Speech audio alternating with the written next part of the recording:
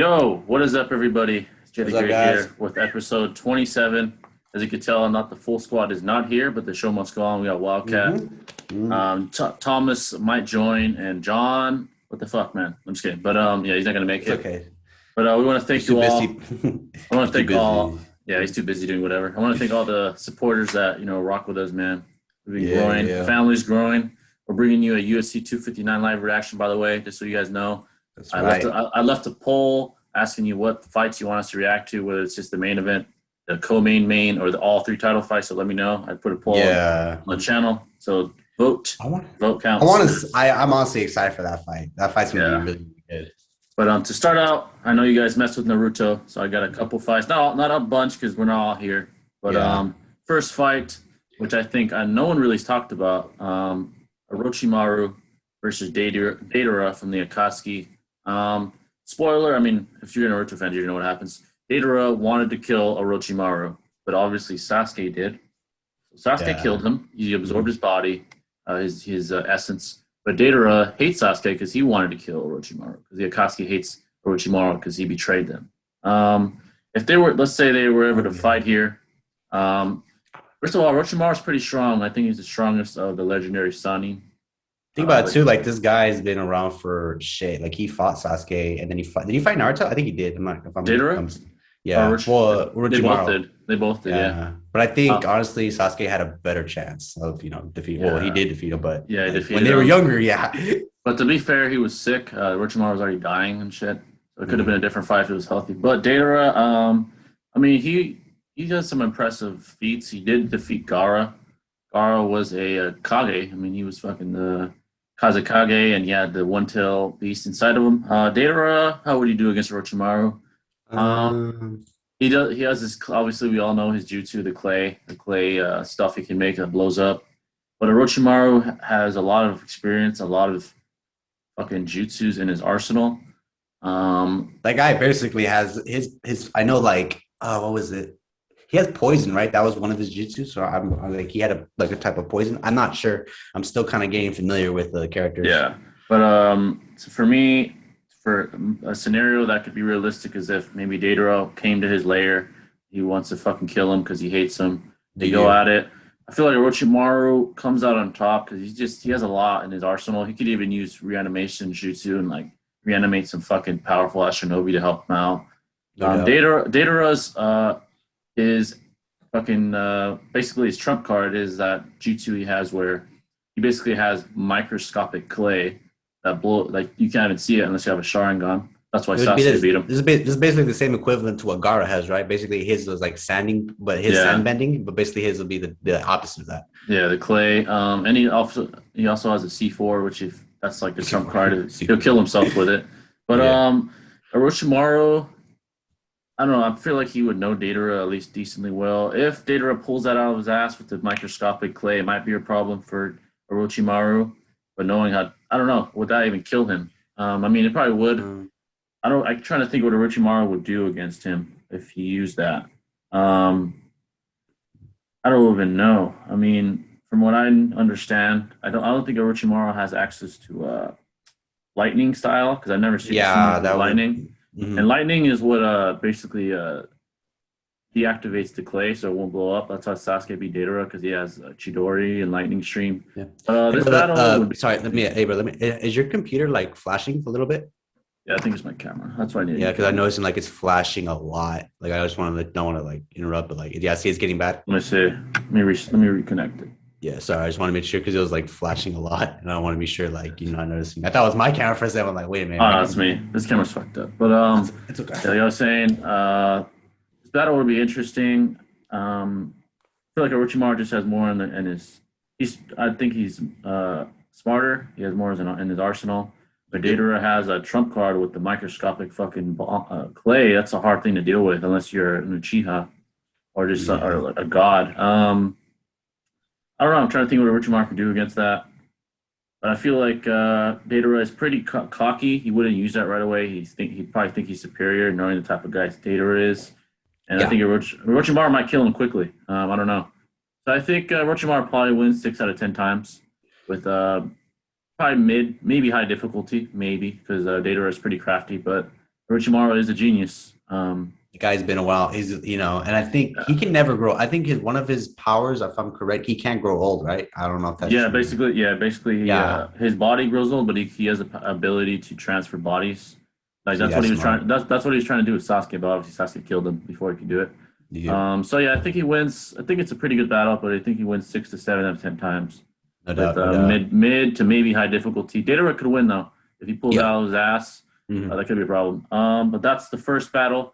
The second Orochimaru. battle, which I think is pretty interesting.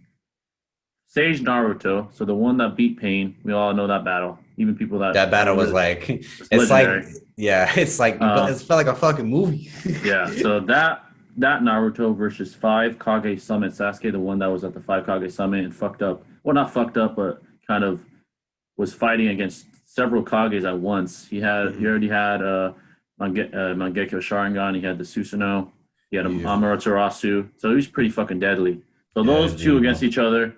Let's break down these characters. Naruto, because remember, Naruto, after his sensei died, what was his name? Jiraiya. Yeah, Jiraiya. Like that kind of pumped him up a little bit. That's basically Yeah. like something like because you think about it too, like this motherfucker, Jara got fucking.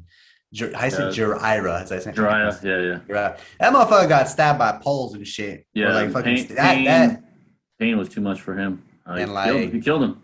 yeah, I that was like probably epic fire that I saw, but it Yeah. really amped up Naruto to basically Yeah. be. And then two, if you've seen the battle, like goddamn, that It was shit legendary. fucking went on for like almost 2 hours. Yeah, he beat all six pains. I'm talking about Naruto. He had with Sage mode, basically to break him down. He's stronger. He's pretty fucking strong. I mean, he threw up one of Pain summonings. It was a giant rhino. He threw it up in the fucking air, like 100 feet in the air. So he's strong. He's fast. He was dodging all the paths, like powers and shit. So he's pretty fucking fast. And obviously, he could absorb nature energy and become more powerful. Exactly. That's pretty deadly. And on the other side, we have five Kage Summon Sasuke. So this guy fought the Raikage. That's right. That's true. Yeah, he fought the Raikage and actually was competitive. He wasn't winning, maybe, but he did clip him with, I think it was a Chidori. He was fast enough to react to the Kage. Raikage is basically the fastest Kage that was alive at the time. Lightning timer, first of all. So he has a Susanoo. He has Amaterasu, which can't be burned out unless the chakra user extinguishes it. So it's unextinguishable. I don't know. This battle would be really interesting. The Susanoo would always be a problem for Naruto. That's He true. could probably pull out that giant toad that he has. Those friends of his, that summonings. They could probably deal with the Susanoo maybe, but the Amaterasu shit would probably kill the toads that Sasuke has. He has the black flame shit. He'll burn those toads, which would be a real problem. I don't know. This is a really good battle. It's this is hard. This is really probably a hard one to debate about because if I had to put my bet on this, I think I'm gonna go with Naruto. I think Naruto probably had Sage Naruto. I think that would I just don't see Sasuke pulling out the win this one because I feel like could he Sage Naruto? Now the question is who's faster? I think that's debatable. Is Sage Naruto faster than the Raikage? I mean, not that Sasuke was faster, but he was in a relative, like he was on the same playing field. He was able to at least react to the Raikage, that's for sure. Who's faster? That's a tough one. I don't know. It's gonna be this is actually a pretty good one. It's that's the real question. Whoever's faster is probably gonna win.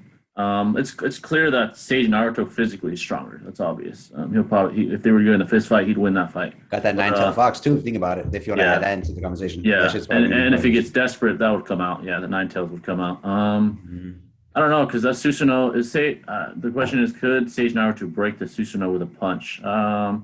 I think he'd crack it at least. He'd crack it, and that would probably startle Sasuke. Be like, oh shit, he's strong. But remember too, Sasuke and Naruto have fought like so many times already. Like we already know basically the equivalent, like no matter what. I just wish they would have fought in those forms. That would have been pretty fun to see. Because they've had like so many conflicts, and Sasuke has pulled off the first win when they were young. Yeah, when they were young, he won that. But as time kind of passed on, we did see Sasuke kind of just been chilling. and basically taking just they fought, but like they haven't been. There hasn't really been. Yeah, they didn't fight. They didn't fight again to the very end, the final battle. Which that one honestly too was bullshit. The last fight, like I mean, it was a good fight, but like, come on, bro. Like it ended in a draw. Bullshit. Yeah. So I think what would happen in this fight, Sasuke would be smart enough not to go toe to toe because obviously Naruto's fucking very physically strong. So he'd probably stay in a Susanoo. He'd stay long distance. He'd probably shoot Amaterasu. He'd shoot chakra. I mean, it's like Chidori lightning streams and shit like that. And I think Naruto would be fast enough maybe to dodge most of it, but that would be pretty dangerous if he gets caught with that fucking Amaterasu. The Nine Tails gonna have to come out basically. No doubt. That chakra, yeah. And at that point, the Nine Tails was not friends with Naruto. I don't know. It'd be a really good battle. I'm gonna go with Sasuke on this one personally. I'm gonna go with this one, Sage. I think Sage might take the win.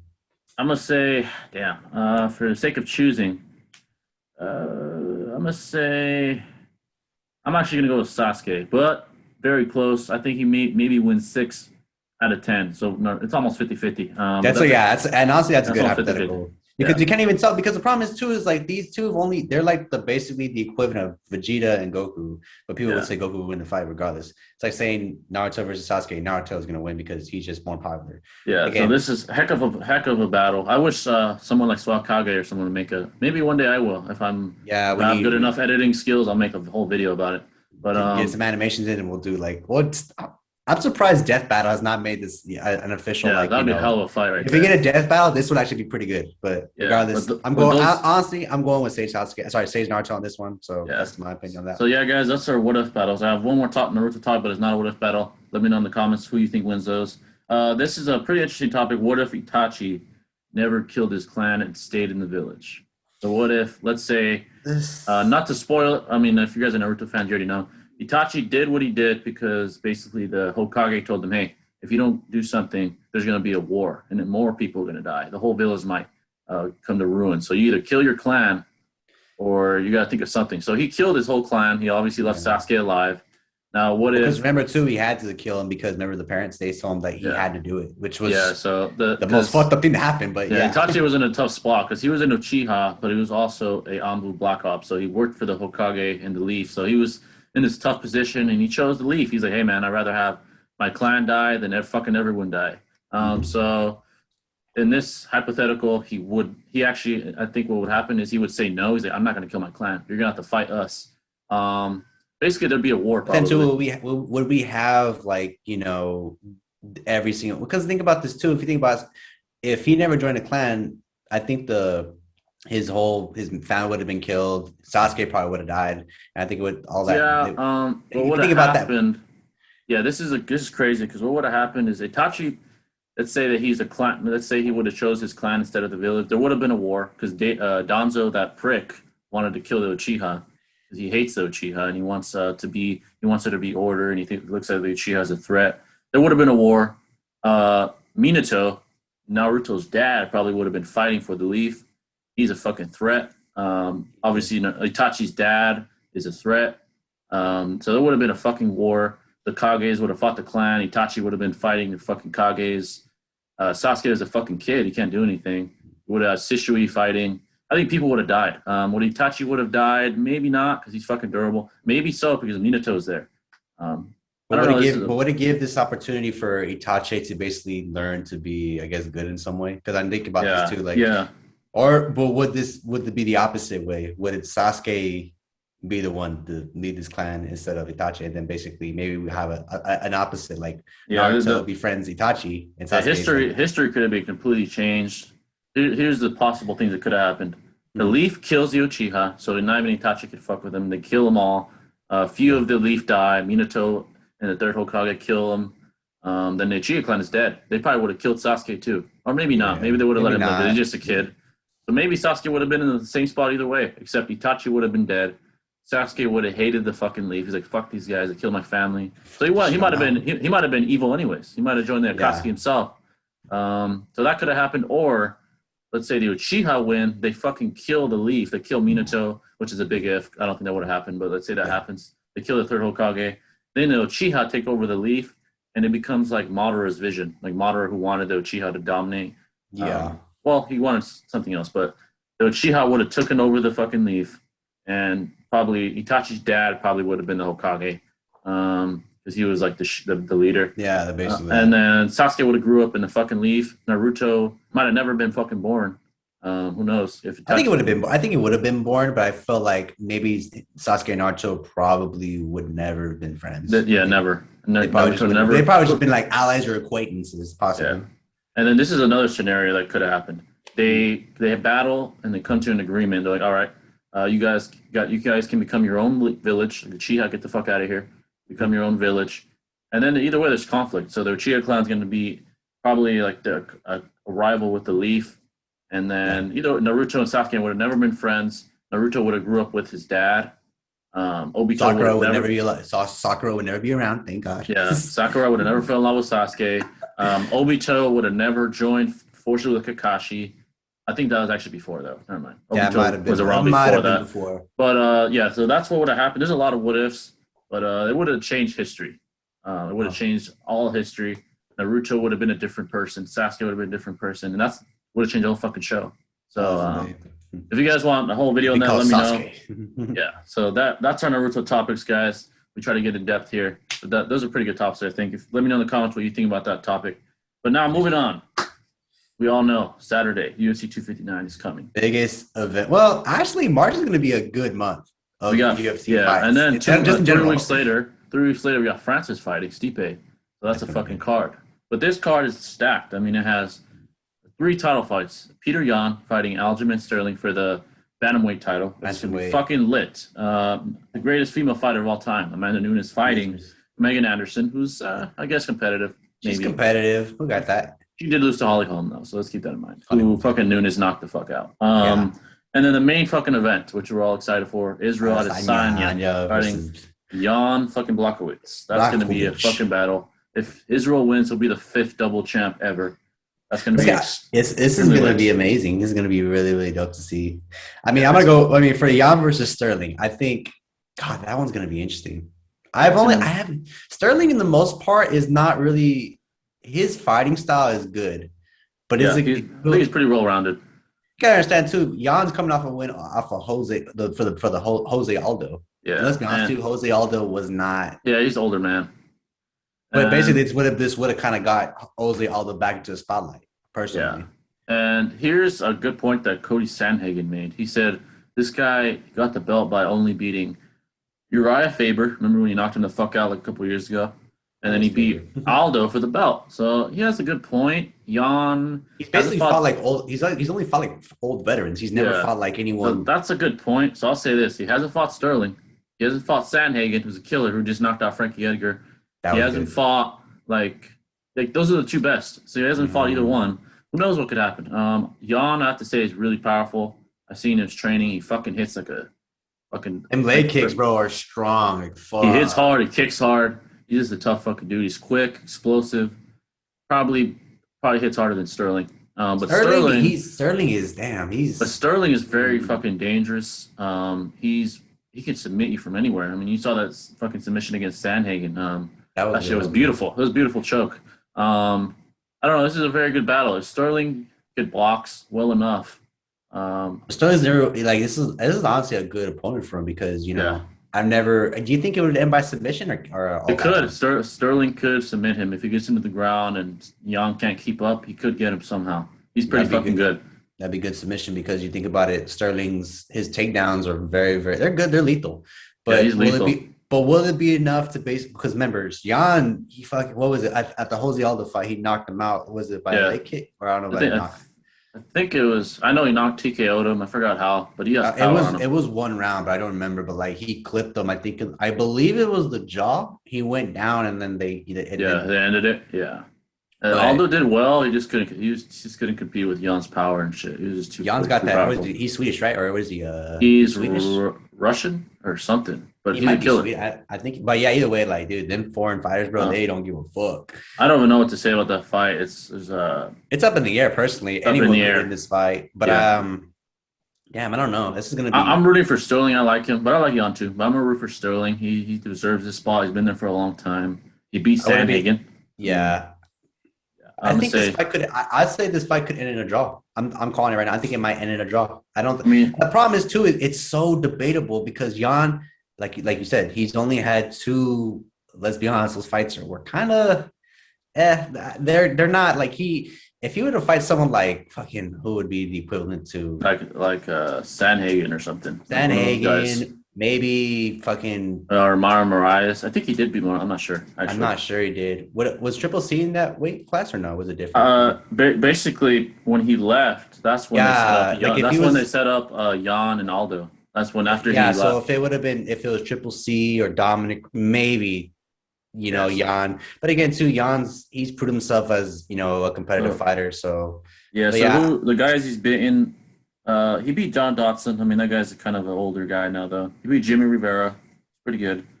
I don't see anyone that's like really competitive debate because Peter, let's be honest, I'm gonna be quite frank. He's been given like kind of good easy fights. Yeah, he's kind of had like an easier path than someone like fucking John Jones. Like, he's had an easier path.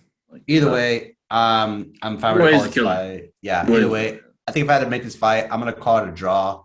I do maybe see Sterling maybe winning this fight by submission, but knowing Peter Yan, it's gonna be difficult. He's probably gonna be tough to get down. He's probably gonna be not allow it, knowing he's gonna know how dangerous he is. How dangerous Sterling is. But that's not what I'm gonna root for Sterling. I'm not gonna say anything else about it. But moving on to the co-main.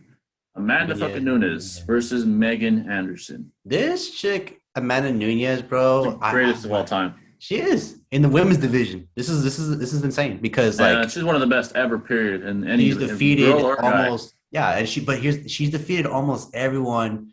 Well, besides fucking what's her name, Zhang, I guess. Yeah. She can't fight Zhang because Zhang's too small. But if Zhang would have to gain a lot of weight to fight her because she's a 115 champ. So. Sorry, guys. I think we lost him. Give me a second here. Oh, you got it? Oh, you hear me? Yeah, you're losing. Yeah, that was weird. It lagged for like 5 seconds. Your bars are red, so I don't know if it's I think your Wi-Fi is locked up. But regardless, yeah, I don't know. I feel this could be Amanda Nunes' last fight. I feel she has nothing. Yeah, she has nothing left. She has nothing left to offer on the table. Like, bro, you've defeated there's no one else who I can think of besides Zhang. But these are the people she's beating: Jermaine Durandame, who is an all-time great fighter as a female; Valentina Shevchenko, Miesha Tate, Ronda Rousey, Shevchenko again, beat her twice; Cyborg, Holly Holm, Durandame again, and like she's being fucking legends. She's basically taking out the whole roster, and Ronda Rousey. And Ronda Rousey. Like Ronda Rousey was supposedly that fighter that everyone was amping up, but then Amanda Nunes came. Fuck no, you look at you. Holly Holm fucked her up, and then Amanda basically retired her. I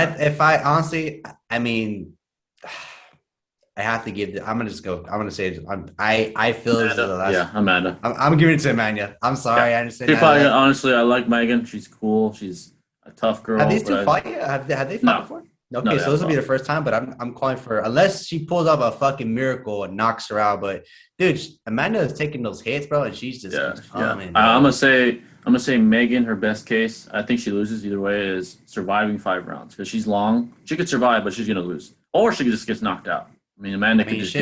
Honestly, some shit's happened where we've had many other fights before that. Looking for a prime example, Nate Diaz versus Conor McGregor. That fight. Yeah, it could be. Who knows? Yeah, that's right. Who knows? Shit happens. Submission. Because Megan's a big ass. She's a big woman. She's big, long. She's 6 foot. She's 6 foot tall. Fuck, that's tall. Yeah, she's a big woman. So who knows? Maybe that will be to her advantage. But honestly, I think Amanda wins. Maybe by knockout. Amanda, regardless. Yeah, probably by knockout. Who knows? Sometimes we're fucking dead wrong, but I'm gonna say Amanda Nunes wins by knockout. I'm gonna say like 3rd round. But main event: Adesanya versus Jan Blachowicz. Now, this fight, there's just a lot to it. There's so much on this fight. A lot of people are just talking about size. Like, yeah, Jan's fucking big. Paulo is fucking big too. He's fucking huge. He was 6'1", probably 225 at least in that fight. And he still got knocked out by Israel. Now, Jan's a little bit bigger. He's 6'2". He does have a longer reach than Paulo. He has a 78-inch reach, I think. I believe. I could be wrong. But Israel still has a longer reach. He's still taller. and he Mhm. probably doesn't weigh much more than Paula did. He probably is gonna weigh max Probably not. 240 max. You understand too is that Pablo people were thinking that this fight was going to be an easy win for Costa when Yeah, they everyone first was like, fought. he's too. Like, he's gonna be like, yeah, this guy's too big for him. I'm like, oh, he But if wasn't. you had that too, think about he Izzy's fought like these type of fighters before. He's Yeah, fought Romero. He's fought Pablo. I would put Whittaker maybe. Whitaker, he's a big dude too. Yeah, Yeah, like these guys are the equivalent of what Jan is. The only difference is Jan's a little bit more. He's got a lot of power compared to those yeah. guys. He probably is more powerful than both. But I This is gonna. mean, is he I a better mean, striker? No, he's yeah. not a better striker than Israel. We all can No. agree. I think everyone agrees on that. Will he outbox Israel? Highly doubt it. Not probably not going to happen. Probably not. But if you think about this too, like Izzy he's been rocked before. I'm not trying to say, Yes, he's yeah. been Kelvin Gastelum rocked him, and even Romero too. Romero, I think the in the that I mean he fight didn't way rock back, him, but he got him he good though. clipped him in the He first did round, clip but him. yeah, Yeah, and I think that was kind of a big thing. But for the most part, this is really interesting yeah. because The real anybody could question win this is, fight. yeah. Jan could definitely win. I wonder what would happen if he gets him in the clinch. How is Izzy gonna what is Izzy gonna do if he gets him in the clinch? Maybe like against the cage or some shit. Because Jan's a big Yeah. fucking dude. I have a feeling Izzy's probably gonna keep his distance. He is longer and taller, so he has that.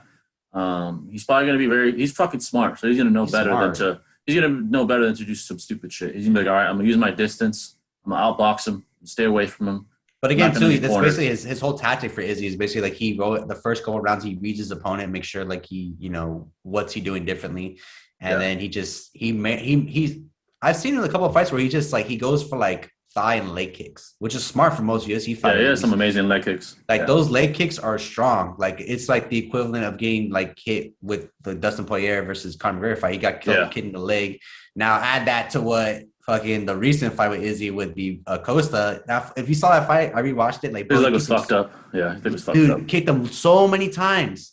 Yeah, and But then Paula was beat at the second round. He was pretty damaged. But now with Blazkowicz, he's been really making a name for himself. This guy's yeah, been yeah. He beat Dominic Reyes. He's been killing it. he's been killing it. But Yeah, do I think it's gonna be enough to take down Izzy? Because you gotta understand too, Izzy's got a more reach. He could get yeah. him. He could get him. I think that's a big F because I think Israel has pretty damn good takedown defense, 86% in his career. Yeah. Jan, I mean, See, he this might. is Yeah, difficult because like they're both good. yeah. For Jan, what he'd have, I think his game plan, if I'm guessing, he's probably going to try to get inside. He doesn't want to stay outside because he knows he probably won't win that battle. He's probably going to try to get close to Izzy without being stupid about it. He's probably going to be like, all right, I got to press this guy. I got to stay on his ass. I have to try to grab him, Oh, get him like uncomfortable. cause I think when the Dominic Reyes fight happened, like he kind of read Reyes so easily because Yeah, he beat the shit out of him. He just yeah, broke his nose and but yeah. this is gonna be interesting. Damn, if this is gonna be hard because I don't know who to pick. They're both good, and I don't Yeah, they're want both to. really good. I can't pick both sides, but I'm gonna say Izzy wins. I think he's gonna have a hard fight in his hands. I think he wins by decision. this is basically Uh, the equivalent of him basically fighting almost John Jones, minus the Almost. fact that almost I wouldn't say, but this is actually a really good test because people were saying Costa was Yeah, gonna it's be a good test. Yeah, I would say it could go all 5 rounds. yeah. I'm But if gonna I say Israel wins by a decision, and I'm gonna say he's gonna have a fight in his hands. He's gonna be on his toes. all 5 rounds decisions, yeah, I'm thinking Yeah, that too. yeah. But who knows? Jan could fucking win. I mean, shit. I mean, And shit happens. I mean, he and pulled off a miracle with Dominic Reyes. I thought people were saying Dominic Reyes was gonna win that fight yeah, because I after the thought I performance thought I thought Dominic was gonna win too, but shit. But happened, bro. but Israel, I saw the press conference. They were asking him about John Jones. He doesn't want to talk about John right now. He's like, "Fuck that. This guy's just using my name for clout." That is Not kind of fighting. true. I'm gonna be dead honest. I've seen John Jones. They're both, but then again, too, they're both going back and forth. So it's Yeah, not think about one it. sided. So you can't But really say that he's using his name, but then he's using your name, you're using his name. and here's the next topic related to John Jones. Yeah. DC basically said on his Ariel Juani or him and Ariel Juani show that John doesn't have the power to knock people out at heavyweight. But the funny thing is, John knocked him out, and he was a heavyweight when he was one of the Yeah, greatest. but like heavyweights of all time. I think when DC said that, I think he was talking about maybe the current heavyweights because I mean, besides DC, has he really knocked out like any other heavyweights I mean, he hasn't been at heavyweight, but that's what I'm saying. DC, Like DC, yeah, we can put DC in the equation, but he's one of the best heavyweights ever, and he knocked DC out. So I mean, you yeah, but can't say that he can't knock people out. DC's a smaller guy. Like, I mean, he's a shorter guy, but he's not. Yeah, his weight but I mean, like in hypothetically, like you put John Jones, like because there have been fights with John Jones where they've all gone 5 rounds, and Dominic Reyes is another example. Plus, shit, what's his name? The other guy, the one after Dominic Reyes, was it Santos? Santos, yeah, that was before, yeah. Yeah, and it's they've been questionable. I mean, he's knocked out big guys. Alexander Gustafsson is 6'5", so that fucking guy's huge. He knocked him out the second time they fought. Yeah, but I mean, like that guy. But so I think DC's he hates John, and I get it. He hates John Jones, but I think he's wrong. I mean that he fucking knocked out Alexander. He knocked out DC. He out wrestled DC, who's fucking thrown heavyweights like ragdolls. And yeah, I get DC is shorter and shit, but he out wrestles big dudes all the time. I mean, yeah, but it's just I think when DC said that, I think he was trying to because I think that for the good thing about UFC right now is the heavyweight division is now being fucking brought up again because for a long time the heavyweight division was kind of just the John Jones era, DC era. I would say maybe Francis Nurmagomedov and Francis. I can't remember. Yeah, that division by itself was not popular enough. But now that we're getting some new faces, and now some former UFC fighters are moving up, this is a good thing because now it's being brought up again. I think DC's but I think you have the power, honestly. The power is there, but I think because a lot of these UFC fighters are retiring, a lot of them, especially with I was shocked. Well, I wasn't that shocked with DC. Oh yeah, Alistar Overeem and Dos Santos are now longer in the UFC. Junior Dos Santos.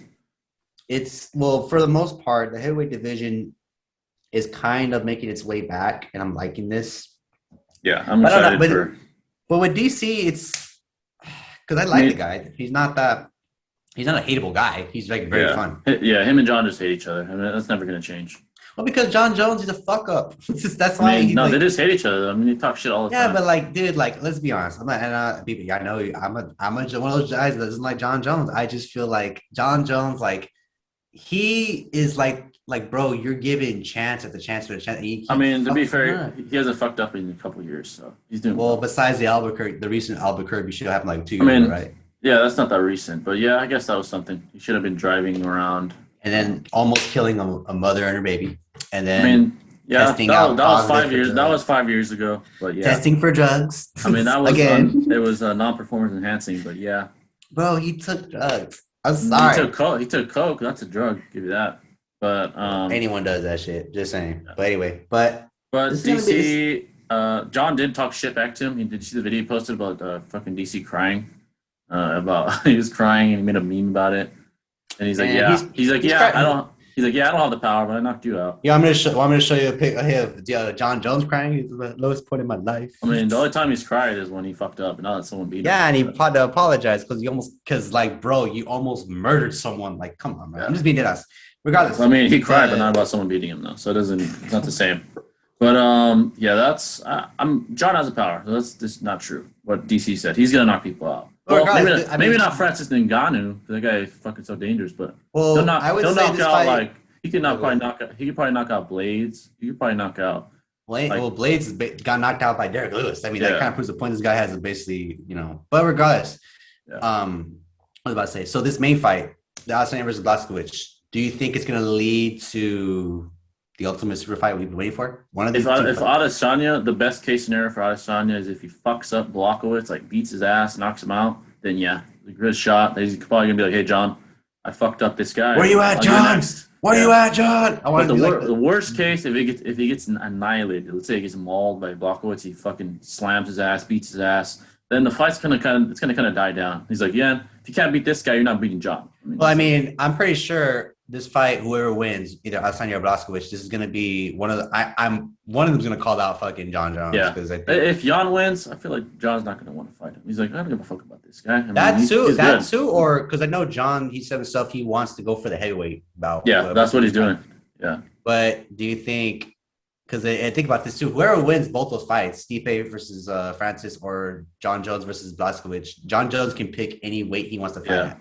But he said himself he would love to fight heavyweight. He's gonna fight a heavyweight, So basically. Yeah. do you think he'll change his mind and be like, you know what? No, I no. think I'm gonna go down. He's probably gonna if he beat. Let's see, Stipe Francis. He fights the winner of that. Let's say he wins.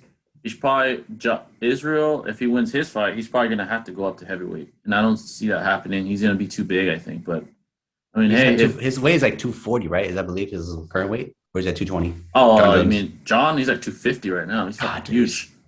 He look big as fuck. If you see his video hitting the mitts, I'm like, holy shit, he's big.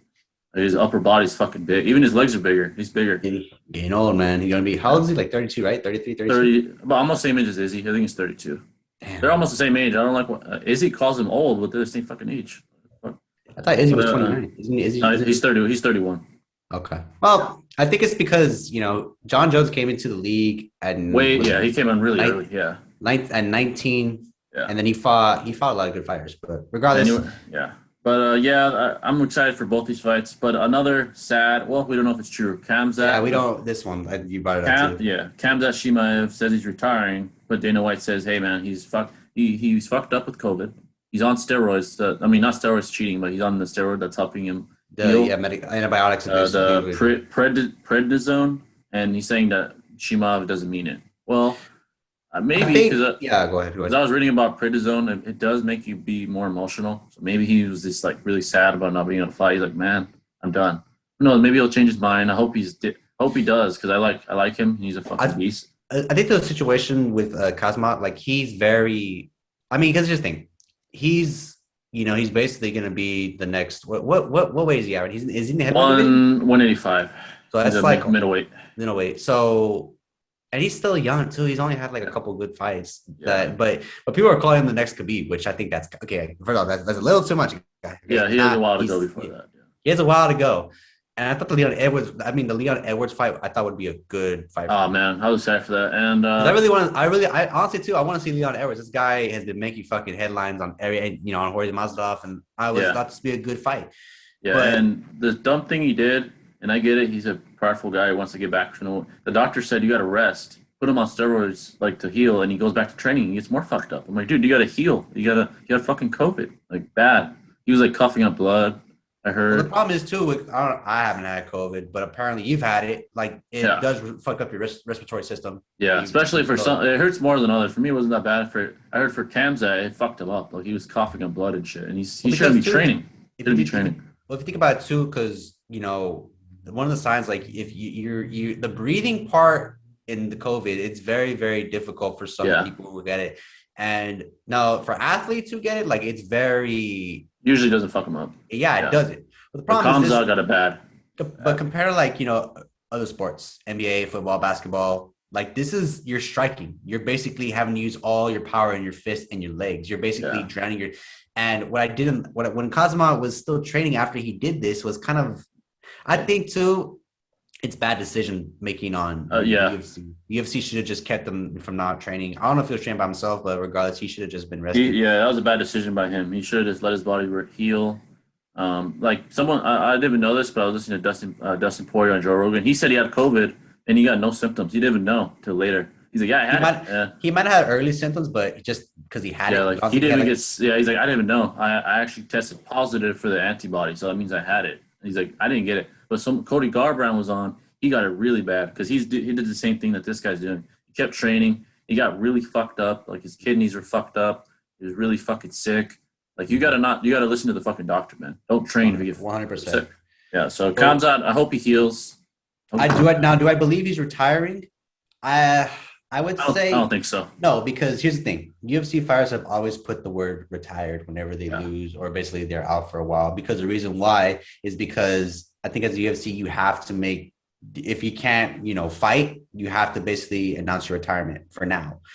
Yeah. So with Kazma, I think this whole I don't know why he's talking to the media, bro. Like, he should just be resting. Just stay quiet. Stay quiet because the reason why it's not good. It's not good for a fighter for basically to, do this type of stuff to the point of like, you're going to tell the media you're in retirement, I think he's just emotional, like depressed and shit. I mean, what Dana's right. I think they should just honestly just push back the fight. Push back. Maybe save it. I would say maybe till fall. until we'll see if this guy, because there's been, I think the equivalent would be, there's been fighters who've been called retirement. Nate Diaz too. He's been called retirement so many times. Yeah, Conor his McGregor's called ass. retirement. Yeah, Connor, he doesn't even need to fight. He has so much money. But the point is, like, it's just like, dude, we gotta. This guy, I think Tasma is gonna be. I think he's gonna probably up for time. He's probably gonna call. He's probably gonna announce the world because it's still debatable. Yeah. I think Dana's right though. Let's see what happens. Let's wait to see what happens, and then we'll go from there. Yeah, he has to heal. He has to get healthy again. It's a lot. I'll take it. Another thing. Jorge Masvidal said that apparently he said that the Usman fight's happening in September, but Usman's manager said no, that's not true. Nothing's done. Who knows who's telling the truth? Who knows? Here's the thing, dude. Like I don't like this fight. I don't. Yeah, I don't want a part two. Reason why Jorge. Why does he deserve it? Why? Because he doesn't. He hasn't fought in a while. Like, bro, you don't deserve this fight because first off, you haven't proved your. Yeah, well, you beat Nate Diaz and you beat Ben Arkinson, but you lost to Usama the first time, and because for what you deserve this fight and here's the thing too. I don't know what the UFC's thinking, bro. Where's Colby? Where's Covington? Yeah, he's the guy. He's the one that deserves it. Out of all the fights that I wanted to see Covington because Covington he beat Tyron Woodley and he beat his ass. Yeah, and like even the interaction between those two, it's there. Like they should have their fight or do this. Put Jorge Masvidal versus Covington. Yeah, so I would see that too. That would be a good fight. Yeah. What's the issue? I don't understand what the whole UFC organization is trying to do, try to get these fights happening. But I really wanted to see Colby Covington versus Kamaru Usman too. I would love to see that. Yeah, that guy has a real shot at beating him. Real shot. But Conor, this is another. Dustin is really up for the Conor fight. I mean, I get it's for money. Like the belt has to, eventually have to vacate Khabib, but his fucking belt. He's still not fighting. He's actually going to be at the fight because he's supporting one of the guys on the card. I think Islam Makhachev. It's a new fighter. It's a new fighter. Yeah, I think he's a middleweight. He's a beast, and Khabib's going to be in his corner. He's still not going to fight Khabib. He's vacate, and Dustin has to fight for the fucking title. But he wants to fight Conor, and I'm going to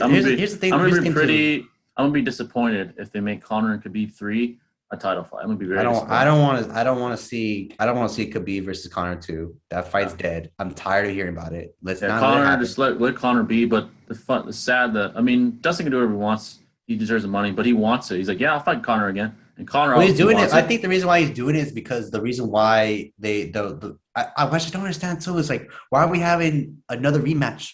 I don't want to see this. I'm tired of the Conor versus Dustin fight. The first fight was amazing. I think it was probably a big shocker. Yeah. But why not we put up him against Oliveira? That would be a good fight. That's why all the hardcore fans want that. What is the reason? And is it the money? Is it the issue? Probably money. The hype? What's going to sell more pay-per-views? Honestly, Conor sold this fight good. But he did. Yeah, like 100 and something million. But having Dustin Poirier versus Oliveira, that fight would sell more pay-per-views and it would kind of put people into the spotlight again. Oliveira would have a shot. Oliveira proved himself worthy. He beat Tony Ferguson, and Dustin beat Conor McGregor again. Well, he beat him the first time. I don't see the equivalent of having a rematch with Conor McGregor again for a part 3. But logically you should have Tony Ferguson versus Conor McGregor. That fight, I'd watch that. That fight would be dope. Then you have Usama versus either Covington or Jorge Masvidal, whoever wins that fight. Put that on the belt. Have Oliveira versus Dustin Poirier, and then have fucking God damn it, who would it be? I'm fucking forgot his name. Pirion versus I forgot his name. I fucking forgot his name, but regardless. Pirion's fighting this Saturday, so that fight. But you have a lineup. Why don't you use that? I just don't understand. Connor's so fucking like big that they don't give a fuck. Like, we're gonna let him fight again, even though he lost. But I mean, whatever. If Dustin wants it, whatever. But here's the thing too. Conor had a full year. I'm not giving this guy a chance. This guy had a full year, not 6 months, not 4 months, not even a month. This guy had a full year, and he beat Don Cerrone, a guy who's who's kind of old personally. Yeah, he was old. Can't fight that well no more. And you're gonna give him a chance to get his belt. Well, basically win a Dustin Poirier fight because they looked at Dustin like. But I don't know. Yeah. I think Connor, he needs to either step up, bro, or you need to retire permanently because you can't. Yeah. He cannot keep up no more. No, if he loses to Dustin again, just don't fight no more. Just All give right. up, bro. Fight Ferguson. Call it quits. Yeah, Like just fight Nate again. Fuck it for money and call it quits. But as far no as way. there's also a prelim fight that I'm the first prelim fight that I want to watch. Dominic Cruz is gonna be in the fucking prelims, and he's This Saturday? fighting. Yeah, this Saturday he's on a prelim fight, which it's kind of disrespectful in my opinion because he's a legend. But he's gonna fight some guy named I think his name is Case Kenny, something like that. And he doesn't. Yeah, I don't know who that is, but he's probably gonna win. And I don't know why they put him in a prelim. He's fucking legend, but I guess that It is what it is. is what it is. And he hasn't fought since the Cejudo fight where he got knocked out. Yeah. But whatever. That should be fine. It works better. Yeah, but that's UFC news, guys. Mhm. This month might be the best month in a long time for UFC. Long time. But next we got NBA. So NBA standings. Check them out real here. The Lakers have Oh, fallen dude, to third seed. Dude, what the fuck is going on with the NBA, bro? What is going on? We're having my favorite team, the fucking Lakers, are now in. Well, they're back in third, right, or second? I think they're back in third. They're actually fourth now. Clippers, Suns, and Clippers are above them. They're tied, but I think records. They're tied with the Clippers. Yeah. Well, dude, I don't. What's going on, bro? Like, Lakers have lost a lot of games in a row. how are the Jazz and the Suns? Like, those teams were no names. Let's be honest. Yeah. And now they're back. Well, Jazz was good. The Jazz was good. Yeah. Suns, holy shit, with Devin Booker and Chris Paul, man. Well, Chris Paul maybe found his team. They're killing it. Maybe they found his team that basically, Man, like I don't even. The Lakers just. LeBron has. It's not that he hasn't played well. It's just the team just hasn't played well. He's 38, bro. He's 38. Okay, he can't keep up forever with these young guys. I mean, he's playing fine. I mean, he's averaging 26 points. I think something like that, 25. I think too when AD got hurt, that's what kind of really jeopardized the Lakers badly. They've only won 3 games out of the last 10. So they've lost 7 games. It's like, bro, they have an open. You know what the sad part about this? Lakers have an open roster to pick up any guy. Yeah. What is going on? Mark's out. Fucking, they have Marc Gasol. Who they're in a tough spot right now. They could pick up anyone they want, but I think Lakers. If I was smart, bro, try to go for JaVale McGee if they can get him, but they can't sign JaVale McGee until they waive him or something. But they're not going to do that. Yeah, and in the East, we have Embiid leading the Sixers to the best record in the East. Embiid's one of the top MVP candidates. He's a beast. I think the Sixers they're going to be a dangerous team to look at so far. Yeah, the Nets have really rose, and now they're all of a sudden their second seed. They've won 9 out of their last 10. Man, so, I as much as I despise the Nets right now, man. Fuck that. I don't like the Nets. They have too many firepowers, bro. They got Kyrie, they got James Harden, they got fucking Kevin Durant, and I heard too DeMarcus Cousins might be going there. Holy shit! And their defense has gotten a little bit better, just a little, enough to win games. Can we talk about this too? The New York Knicks, bro. They are 5th place. Oh my god! How is that possible? How are the New York Knicks now in 5th? I don't know how that's possible. They won 7 out of their last 3. This is insane. This is insane. It's crazy. I don't know what to say. They beat. Okay, so they destroyed. Oh no, that's the Spurs. They beat the Pistons. Mm-hmm. Beat the Pacers. They've been winning. I don't know what to say. Insane. It's been amazing. I mean, don't get me wrong. I'm liking this. Not that I don't like my team losing. Fucking hate that. But I'm liking that we're getting a new change. I'm liking how we're getting some new stars and new leagues, new teams going up because these teams have never. Sixers have been in the ball game a lot, but the Nets, then we got fucking the Knicks on the East, and then the West you got the Jazz, the fucking Suns. The Suns had not been this powerful since 2010. That's when Kobe Bryant played in the playoffs. Yeah, and they haven't been nothing in a long time. And then. I don't know, man. I'm thinking we're gonna be seeing a new change. Now, I want Lakers to bounce back from this fucking loss. Yeah, I want to. I know AD has to come back. He's gonna be back in, I believe, 2 weeks. I mean, the good thing is playoffs don't start till May or April, around mid-April, so we're still good. But God, dude, this is insane. To be honest, AD, even when he was playing, it felt like he wasn't playing his best basketball, even before. But they don't want that Achilles, bro. You don't want to. You don't want to put that Achilles at risk, bro. Because let him heal. The Jazz are just, I don't know. Donovan Mitchell and Gobert are just a couple of beasts, man. Really good. This is interesting. I'm really liking this so far, though. Suns, Booker, and Chris are killing it. You The see, last game Clippers. they ejected Booker last game, like because Oh over. yeah. Dude, these refs are fucking They like cussed or jokes. something. I'm like, really?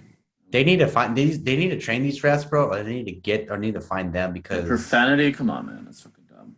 I understand you're trying to keep the league clean, but like my God, dude, these guys are. I'm frustrated too because they're calling bullshit calls. Like Yeah. literally, I'm hating it. They gotta stop with the over fouling everyone. That's bullshit. Like, come on, man. It's But time. It's time to get new refs. Personally, yeah, the Heat, they're sixth. I mean, they rose up a little bit. I remember last time we talked about them, they were like fucking at the bottom. yeah, They've won a few games. they're coming back though. I wouldn't be Yeah, surprised if they did. yeah, they might end up top four if they play well. Maybe again, kind of like last year. The Bucks, who were like the shit for the last couple of years in the East, they're all right. They're in third place. They got. I mean, Um, they got a lot of good yeah, firepower. they got Giannis, they got Chris. Yeah, they're doing all right down there. Got both Lopez brothers, so I mean, they're pretty. Both They Lopez got. brothers, yeah, pretty I decent mean, bigs. The Warriors, ninth place, barely hanging on.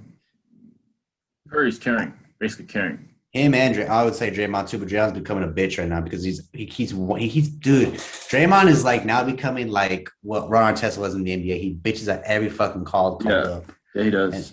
and I'm honestly getting. Why have the Warriors not traded his ass yet? He's Yeah, get rid of him. If Clay was there, who knows? It'd be a whole different discussion if Clay was healthy and playing too. Nope. No, we don't have it. But I'm glad too. I'm tired of the Warriors era. Bro. Yeah, I was sick of him anyway. So They got tired every fucking year. yeah. Now talking about the top rookie of the year race, LaMelo is LaMelo first Ball, place. bro.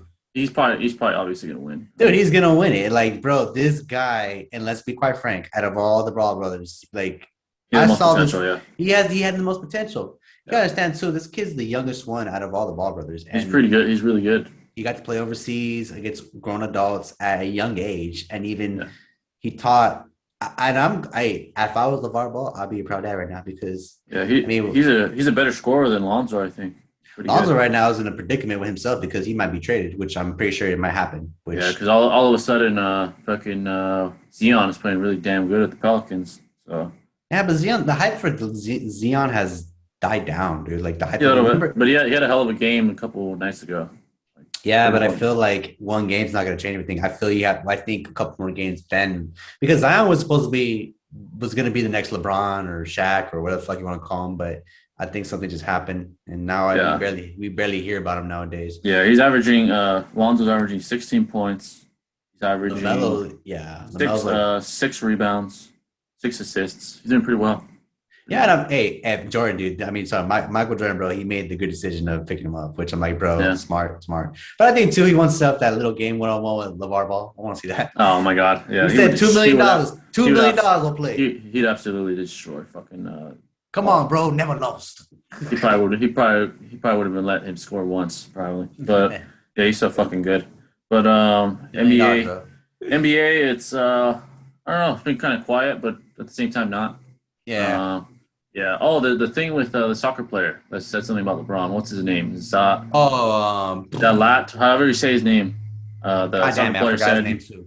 he said that he should stay out of politics. That LeBron should stay out of politics. And LeBron said, "I'm an educated man." Now, Here's the thing about LeBron. I love LeBron, but dude, you're not a college educated man. All right, not to say you have to be college to be educated, but you're not an expert on politics. All right, you messed up with the China thing. The China shit really fucked him over. Yeah. Like, So don't say you're educated because you're not. And you just, I get it. He's coming from a good place, but if you were to ask the average old like OG, who do you like more, Michael Jordan or LeBron? They're gonna say Michael Jordan because Michael Jordan was smart.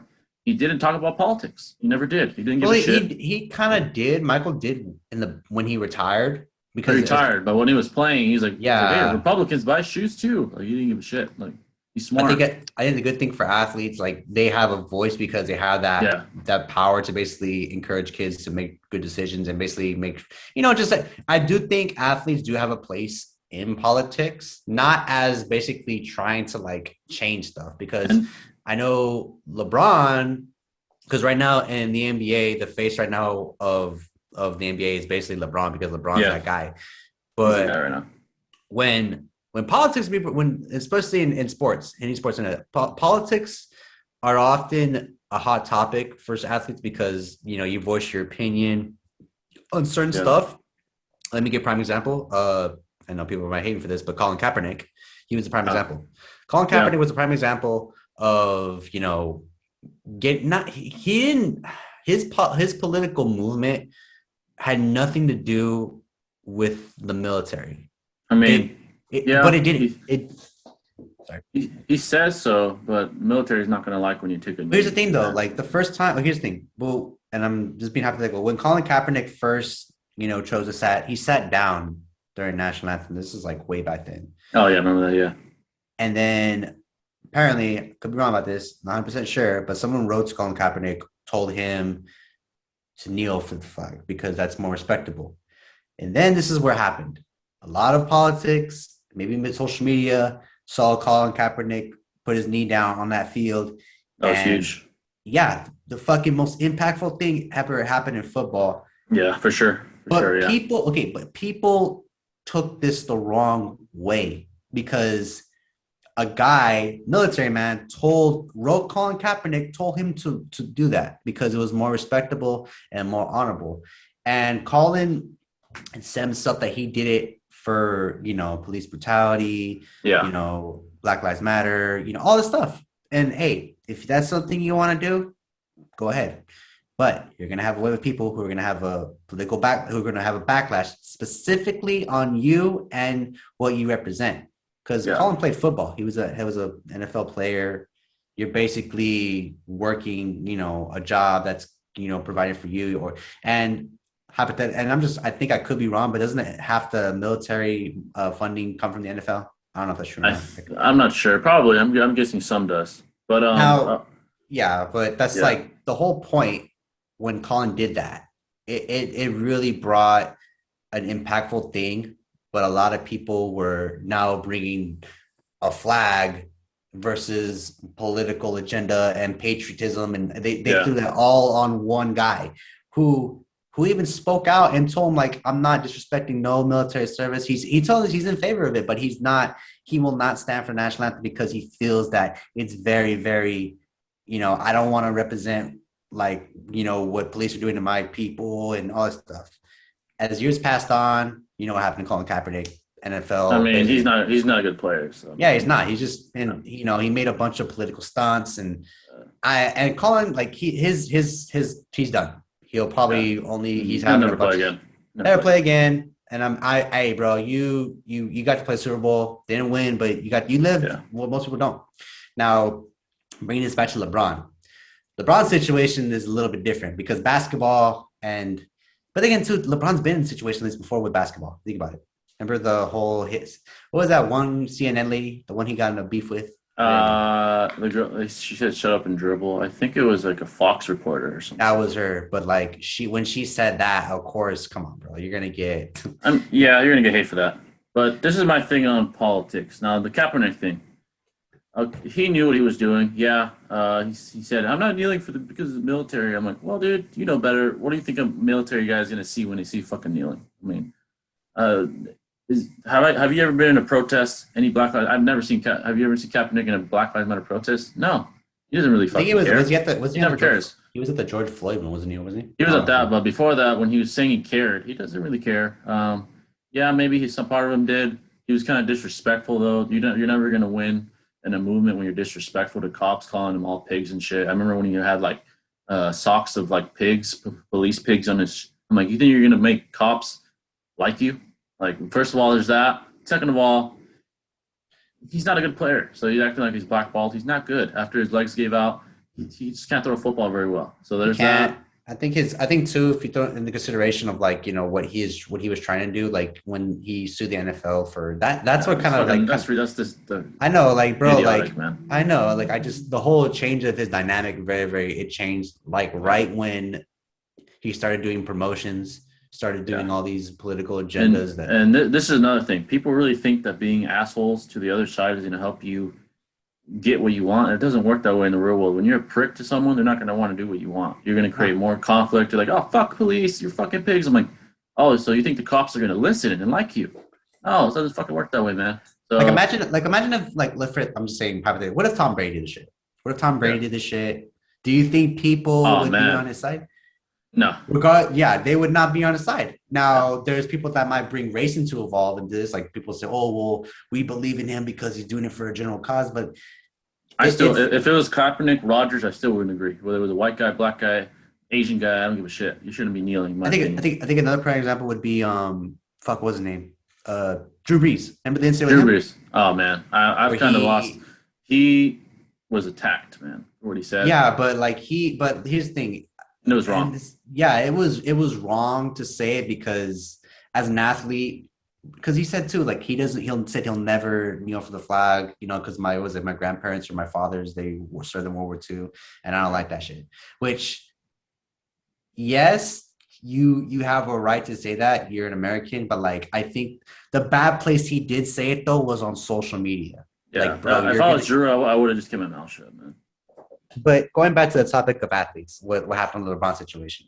Athletes have a right to do whatever they want. I have Yeah, they nothing do. against that. They They have can nothing talk against that. about Yeah, whatever they want. they They can say do whatever they whatever want. they can say whatever they want. They can believe in whatever belief, political agenda. But you gotta realize too, you're gonna have a severe backlash, or it's gonna be very, very blunt, Yeah, vague, and also gonna be super, super bad. yeah, I have no hate towards LeBron. I think LeBron can, maybe after the game when he retires, he can get into politics and debate about this stuff.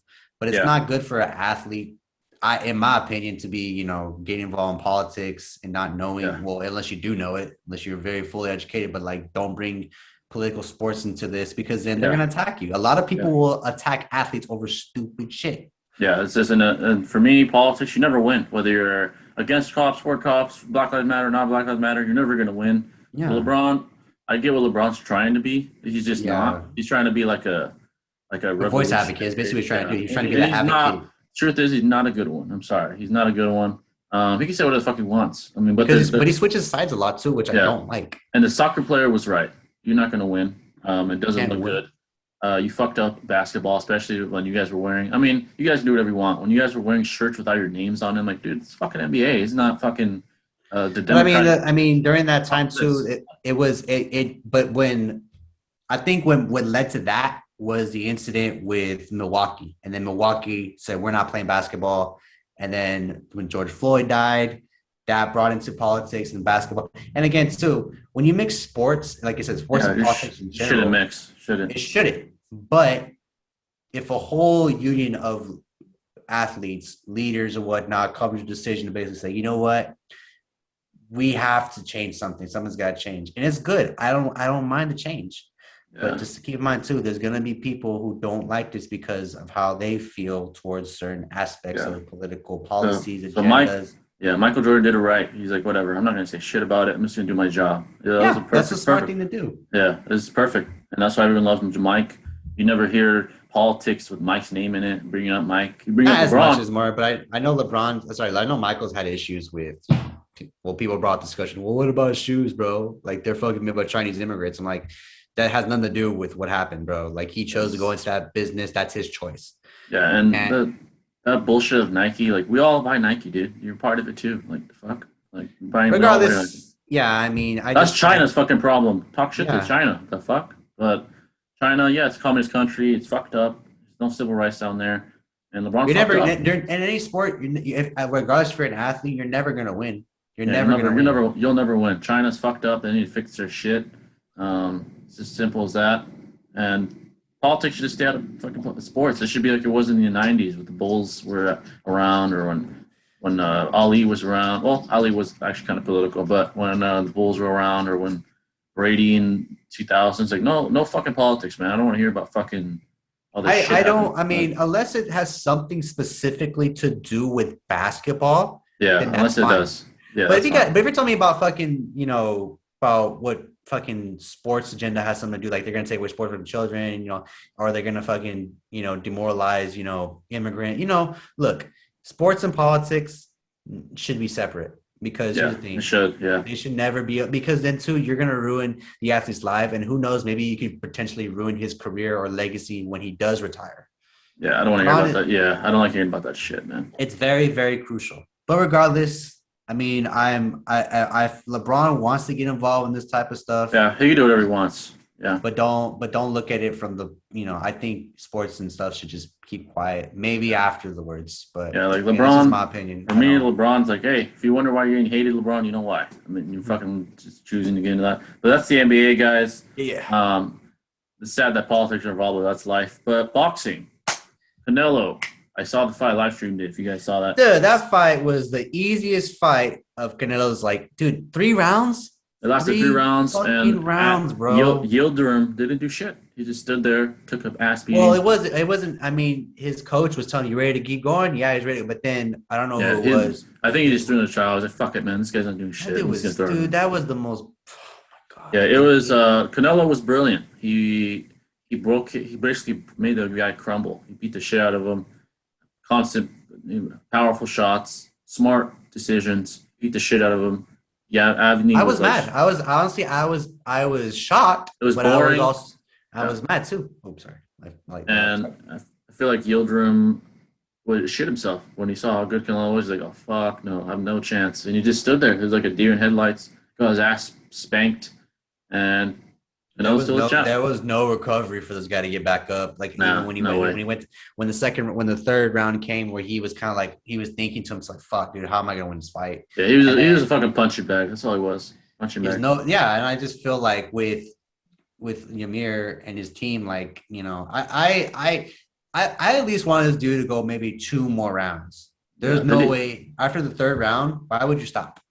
I feel like he didn't throw shit. Like he barely threw anything. Just fucking standing there getting his ass spanked. Like that dude. And you think I saw Canelo too, bro. He was throwing those fucking bomb ass. Yeah, you could hear him. You could see the power. Yeah, like you hear the snap. I'm like, oh shit. Like, but now he won. He's fighting Billy Joe Saunders May 8th. That's gonna be competitive. That's gonna be competitive because Billy Joe Saunders, that guy. As much as I want to give Canelo credit, Billy Joe Saunders has been, he's been making a name for himself. He wants to. He's a stud. Yeah, he's really good. I can't wait. I mean, that's a fight. I haven't been excited for Canelo fight in a long fucking time since the Triple G fight. Did you see the fucking Jake Paul support? Oh man, did you hear? Dude, that shit was Canelo.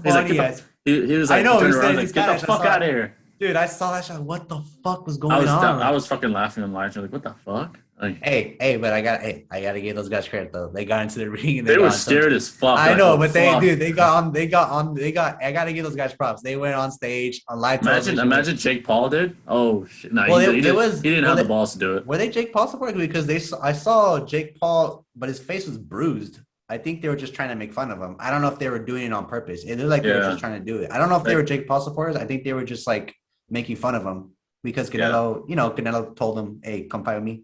I think it was just jokes. Yeah, so the guys that, just to give this guy credit, the guys that Billy Joe has beaten, he beat Chris Eubank by split decision. That's impressive, I guess. Mm-hmm. He beat, what's this guy's name that I've heard of? I know William Monroe Jr. He beat him. He's a pretty decent guy. Mm-hmm. He beat John Ryder, which I hear is a pretty decent boxer. So he beat some decent guys, but he fought like a Triple G now. Has he fought like a, like a fucking killer? Like, let's see who he lost to. I think he only has 1 loss. Let me see. Mm-hmm. I don't even see it. Where the fuck is it? Where he lost? It doesn't even show it. I'm trying to see where fucking. Oh, he's undefeated. Never mind. He's undefeated. So he's 30 now. Never lost, but he hasn't fought like a, like a Kill Brook or like a Triple G. Never lost. He's never lost. He's never fought like a. Besides Chris Eubank, I give him that. I guess pretty fucking good. Hold on. I just want to check something real quick with Billy Joe Saunders. Is he still like? I think he fought recently, didn't he? Like this year? Last year. He fought last year, end of the year against Martin Murray. That was a good fight too. Yeah. Yeah. Who was 39-5? Well, after that lost 39-5. You didn't realize too. This is gonna be the last British guy that Yeah. to get the belt backs from Canelo, but if Canelo beats him, he'll be the undisputed super middleweight champ. So he'll have all the belts.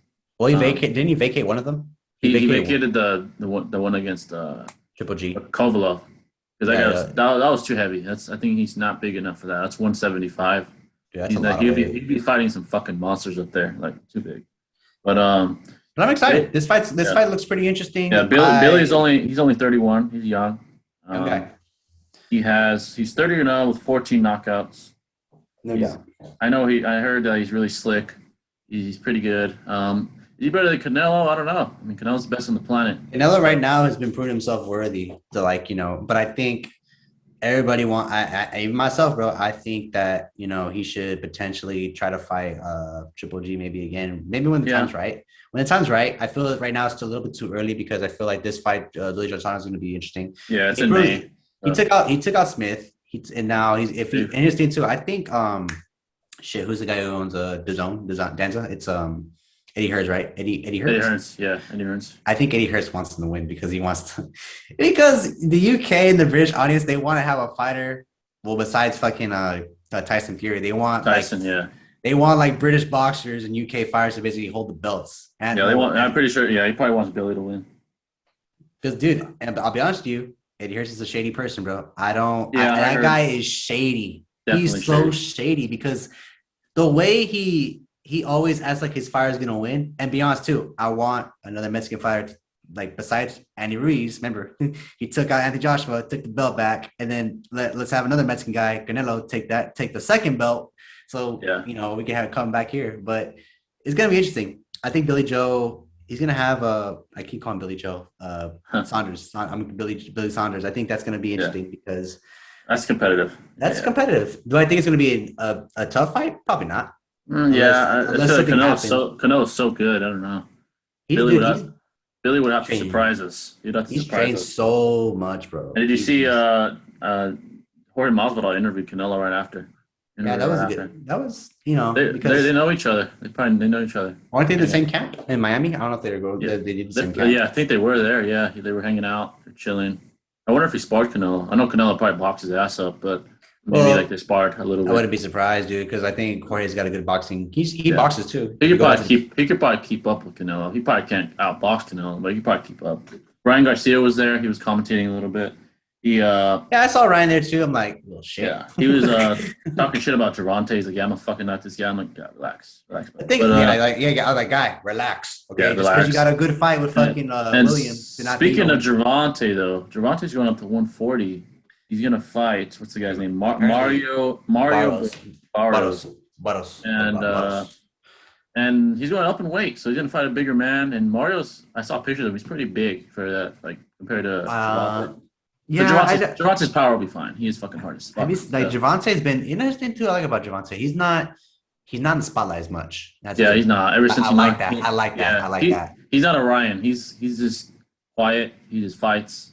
Wins. Well, because remember, he's being trained by Floyd Mayweather. Mayweather, Floyd's he doesn't. Unlike Floyd, like Gervonta, he puts all his work into boxing. He's basically it's like a dedicated life. He's very, very dedicated. Yeah, and I respect that because unlike Ryan, yes, Ryan does have the blood of an athlete too, and he's he puts hard out.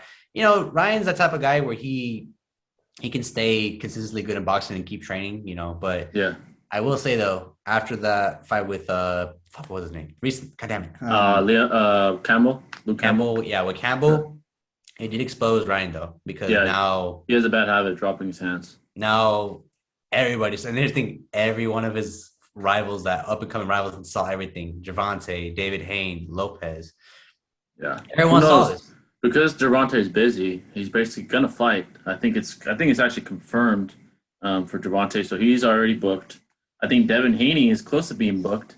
So maybe honestly, if I was Ryan and his team, you have 4 opponents lined up.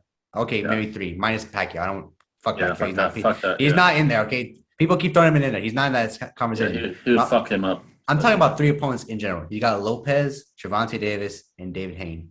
Yeah. I don't see Ryan going up against Lopez because he's not ready. He's too fucking good. Well, nah. He beat Lomachenko. So yeah, but that I did go back and watch that fight again. It was close. But he beat him. I thought he beat him.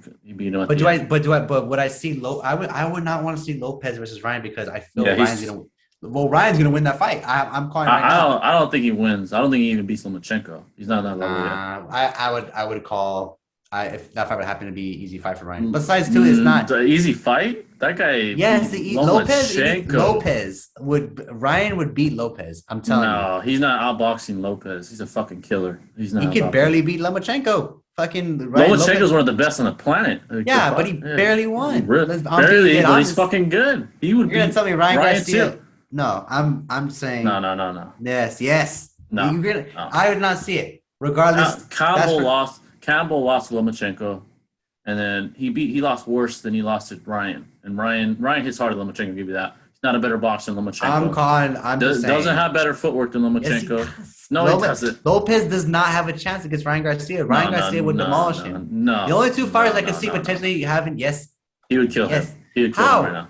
How are you? He's the best. He's the best on the planet. Lomachenko is better than Ryan Garcia. I'll tell you that right now. He's better. I'm talking about in general for Lopez to fight Ryan. No, like not now. He kills him. He doesn't. Yes, he does. He doesn't. He's the best. Dude, there's other fighters that are on Lopez's level. Lopez could probably beat Gervonta. Maybe he might even beat him. He might even beat. He'd beat Devin Haney. He'd beat.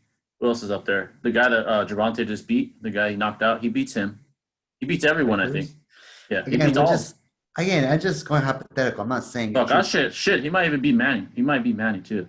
Manny's already his own element right now. Buddy's old though. So yeah. Regardless, besides that one, I think the only two fights that I would really focus on for Ryan potentially would be David Haney or Gervonta. Yeah, Haney. I think a guy that even though he just lost, a good matchup for Ryan would be the guy that just fought Gervonta. I know he got knocked out, but he's good. He's a good fighter. Santa Cruz? Yeah, I think he'd do well. That'd be a good fight.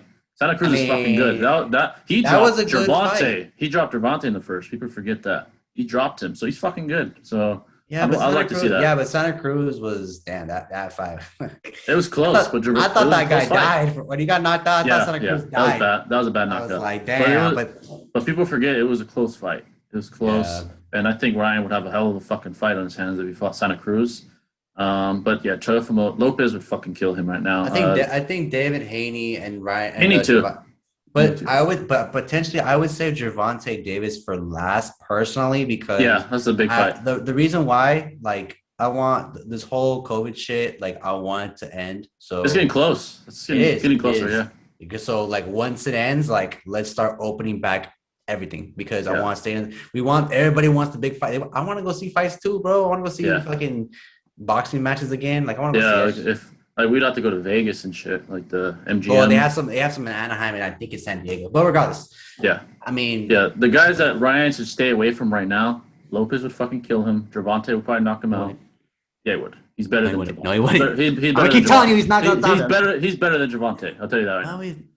Yeah, he is. He is. No, he's not. He barely beat Santa Cruz. He knocked him out. He almost lost. But beat him. Boom. Yeah, but that's a knockout shot. He wasn't really like winning the fight clearly. But Gervonta Davis, don't fight him, he'll lose. Lopez would kill him. Who else? I think that's it. I think he could fight. Those are only 3 points right now that Ryan could potentially be fighting. And stay away from Pacquiao. Don't fight Pacquiao either. Not yet. Pacquiao. Well, here's the thing about that. Pacquiao is like not even really talking about Ryan Garcia. He's not. He's mostly focusing on Crawford, which I think if that fight were to happen, I think that would probably be Manny's retirement fight because I don't see Manny. He could lose that fight because Terrence is really. Unless he wants to fight Floyd Mayweather again, but I'm pretty sure Floyd, this guy's own busy fucking right now boxing YouTubers. But he's still busy with fucking Logan. But speaking of Pacquiao, Mikey Garcia says it's really close to him and Pacquiao fighting May. So May, which I guess, I mean, that's cool. But Mikey's good, but he'll probably lose. Yeah, like, dude, you're not. The problem with with Pacquiao, his situation is difficult because I think he wants the big fights. He doesn't want to take these, easy fights. Because he's a legend now. Yeah. Yeah, bro. He basically proved Keith Thurman wrong and knocked him out. Yeah, that was crazy. Well, fucking beat him. That was like I knew Pacquiao was gonna win that fight. I was like, bro. Thurman's a killer. Thurman was talking so much shit, saying, I'm gonna beat your ass. And like he got knocked down to the second round, and then basically Pacquiao was winning the rest of the fights. Yeah, that's insane. That's crazy. With Pacquiao, I think he wants to save his best fight for last, which Terrence probably. Yeah. Unless he wants to, but again, too, Floyd, he always fucking wants to fight people, and he calls shots personally. I think he's gonna stay away from real boxers now, though. I think he's too old.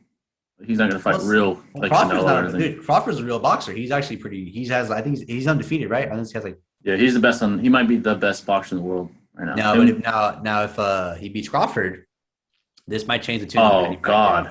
He's gonna be like considered the greatest, one of the like. Well, he already is one of the greatest ever. But Yeah, if but he like beats Crawford, holy shit! I that mean, puts him like, people the were saying best. too the discussion about like him, who's gonna have a better legacy, him or Pacquiao. Like, of course, Pacquiao's gonna have a better legacy. Floyd's gonna have a better boxing record and possibly like, I mean, well, Floyd to me is the best of all time. I mean, well, yeah, but like, who's gonna have a better legacy at the end of the day? Because well, here's the thing about I can't really bash on Floyd Mayweather. He's undefeated, but this dude's never taking lost. yeah, but he's taking all these bullshit fights. You're fighting Yeah, that's just YouTubers. for You're fighting Conor McGregor. those I don't even count. This is for money. I I don't know, give but a like, shit. still, like, bro, like, keep it to boxing. Don't fucking go out the element. Yeah, I mean, he knows better than to fight like Canelo or something. He's gonna lose. He's too old. That's why he's not. That's why he's fighting YouTubers. He's fighting Yeah, by yeah. boxing YouTubers now. He's smart. He's a smart man. But Yeah. yeah. Floyd's better all time than Pacquiao. I mean, he beat him. But Terrence Crawford. Terrence Crawford could beat Pacquiao. He's fucking amazing. I mean, he could fight either stance perfectly. He's so fucking good. Remember too, like I think Pacquiao's southpaw is a little bit stronger than his traditional boxing. And Yeah, plus, too, like he's really fast. Yeah, I really think too that Keith Thurman fight kind of shed some light on Pacquiao. Yo, I may still be really, old, but I still can really still good. fight. Yeah. So And there's against, Errol Spence's out there. He just won a fight not too long ago. He looked good. I think Errol Spence. Well, he might be. I want to see him. I want to see him and Crawford go at it. So I want to see. Yeah, I mean, but I feel like that's dead now. I feel like it's not going to happen. No, they're just. I think too. Who was the guy that came back recently? Oh, Charlo, right? Charlo. Charlo. The guy he's a bigger. He's a bigger guy. But the guy who came back in a car crash like not too long ago. And oh yeah, that was Errol Spence. Yeah. Yeah, Well, that guy, Errol Spence, like after coming back after that horrific injury, almost dying in a car crash. Like I'm surprised. That was great. That was insane. That was insane because no one expected that shit to happen. That's like fucking Vinny Pat's story. When he almost got paralyzed and shit. Except what was crazy about Errol is that nothing happened to him. He just had like a couple cuts in his face. Like that was a miracle. Yeah, but you don't want to be that.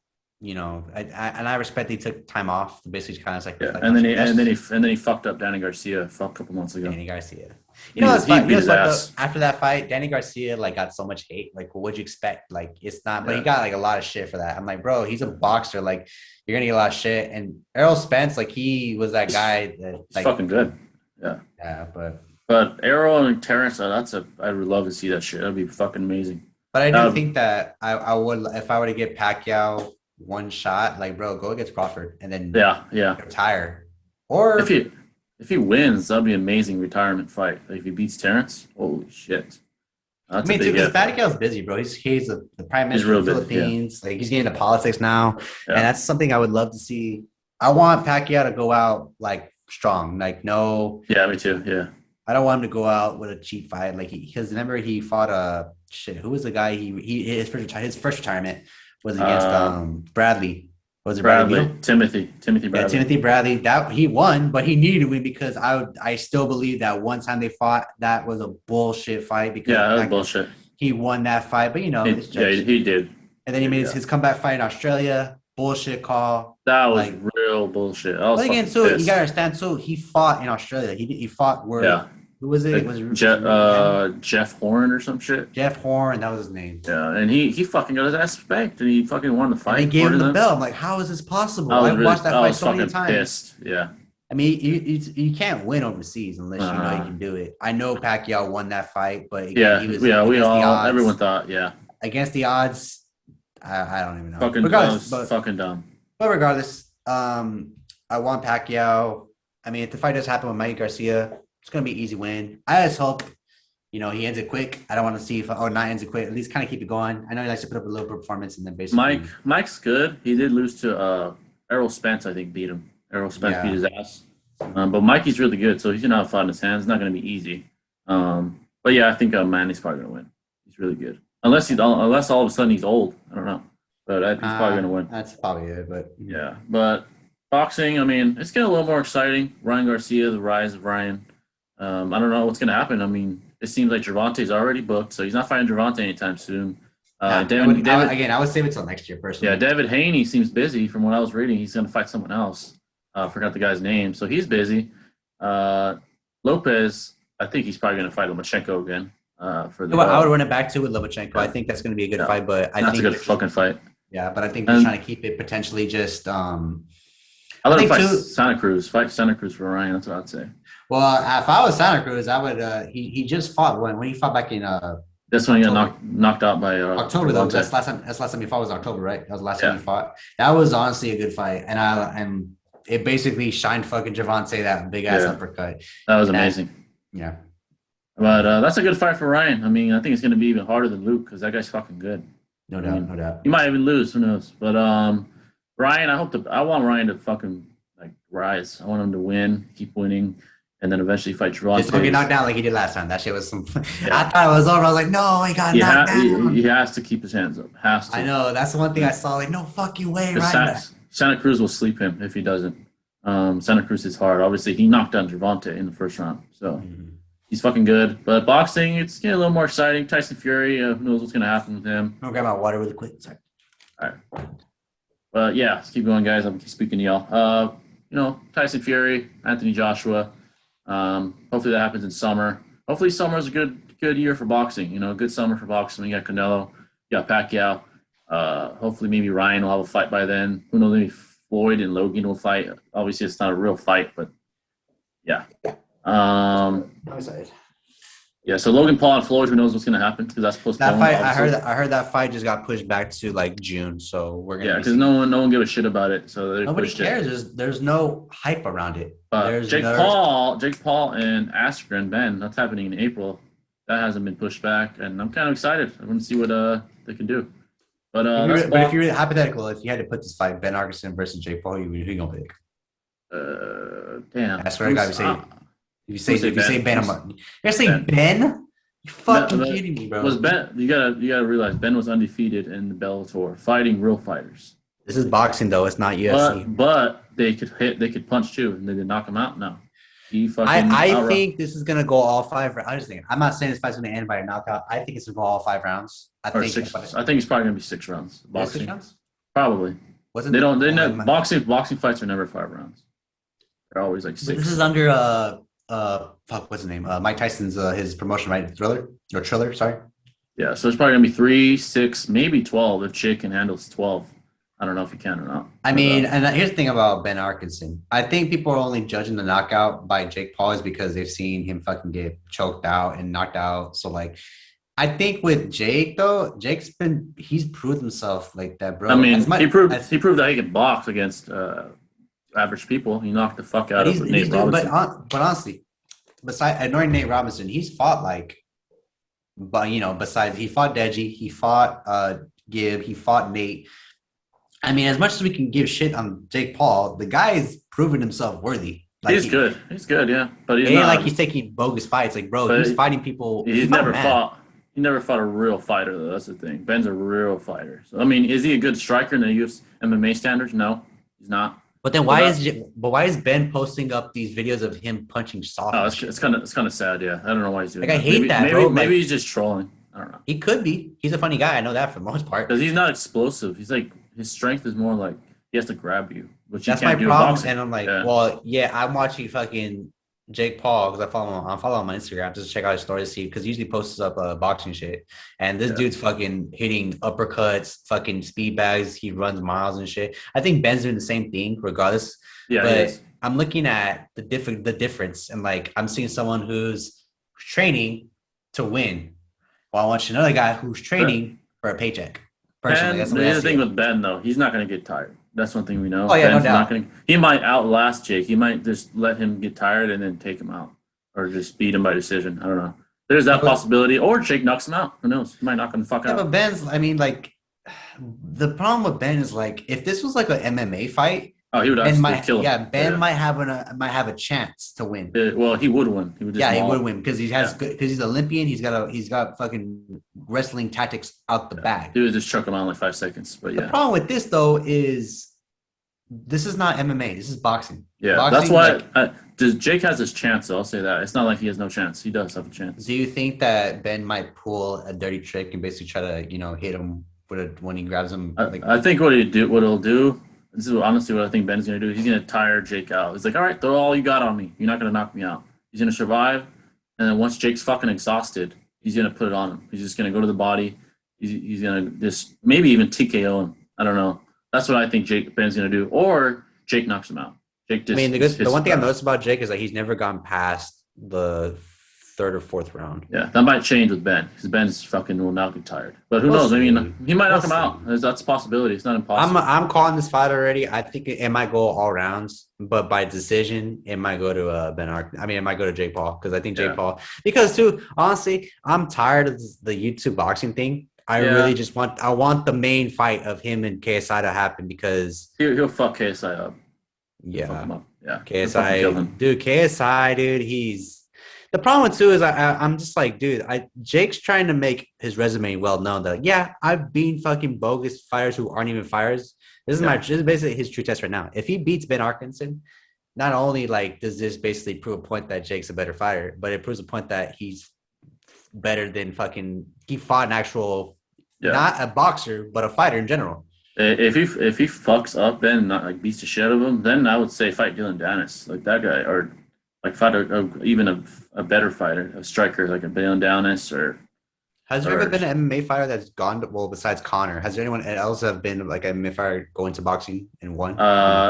MMA to boxing. I think Randy Couture did. He got fucked up. I think it was boxing.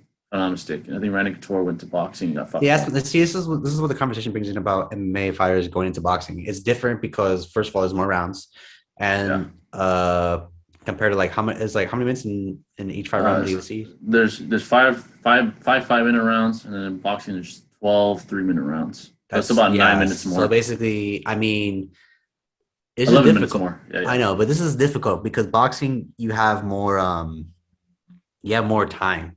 But you have more time, yeah.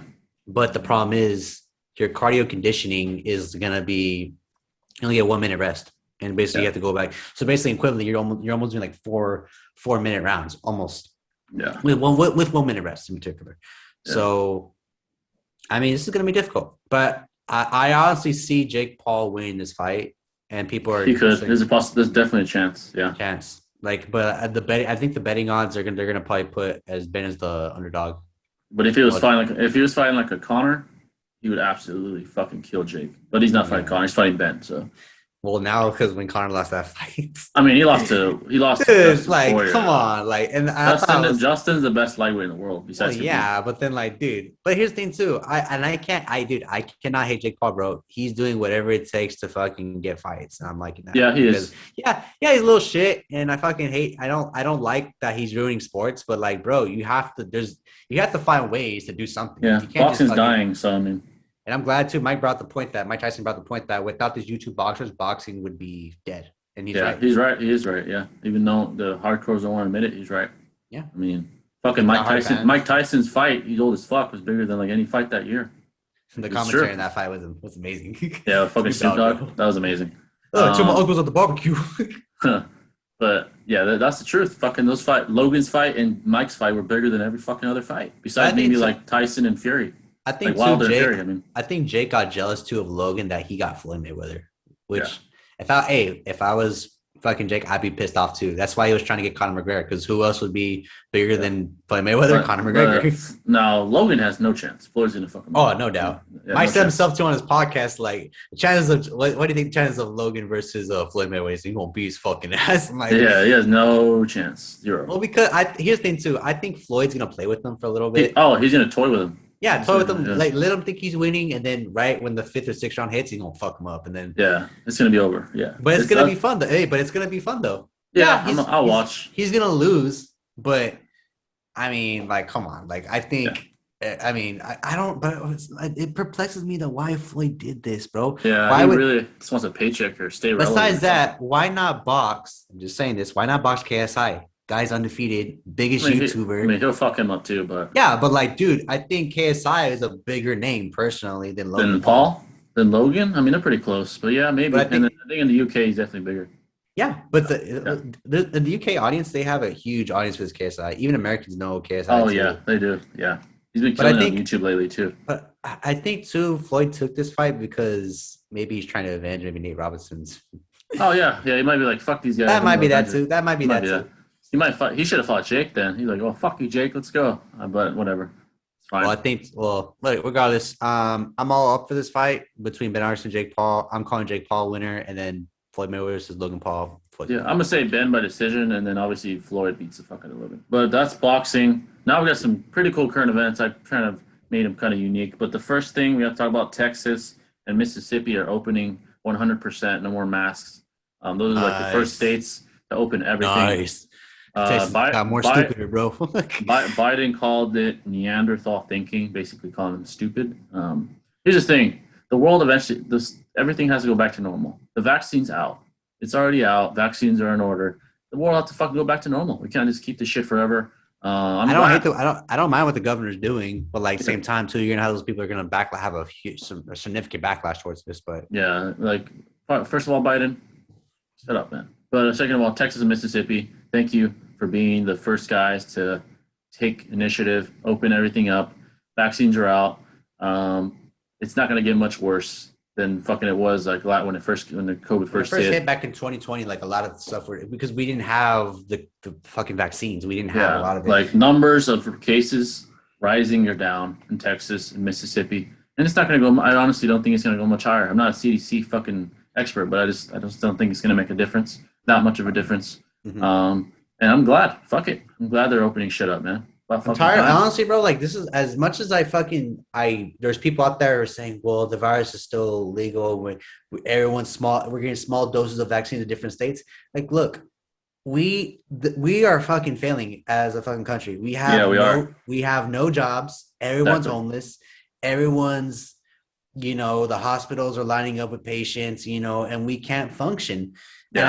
And I really can't hate the governor for doing what I'm not saying it's right. I think he's just doing what we should go back to normal. We can't live this way. Yeah, he's right.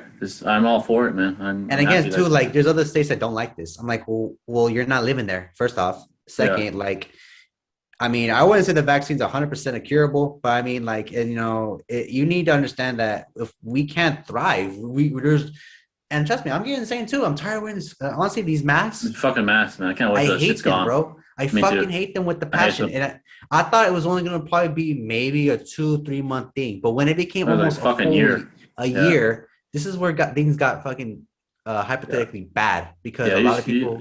You can't keep this shit forever, man. You know what pissed me off the most, bro? I used to work at a drive-thru, and basically 95% of people didn't wear their masks.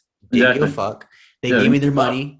Yeah, so you can't be hypocritical like, oh, I'm with it. I'll obey the laws. I'll wear the mask in stores or whatever. But if I see you come through a drive-through and you're ain't wearing a fucking mask, you're being hypocritical, and that's not cool. And fuck that. I'm not, but they'll say, well, I'm in a car. I'm not in the store.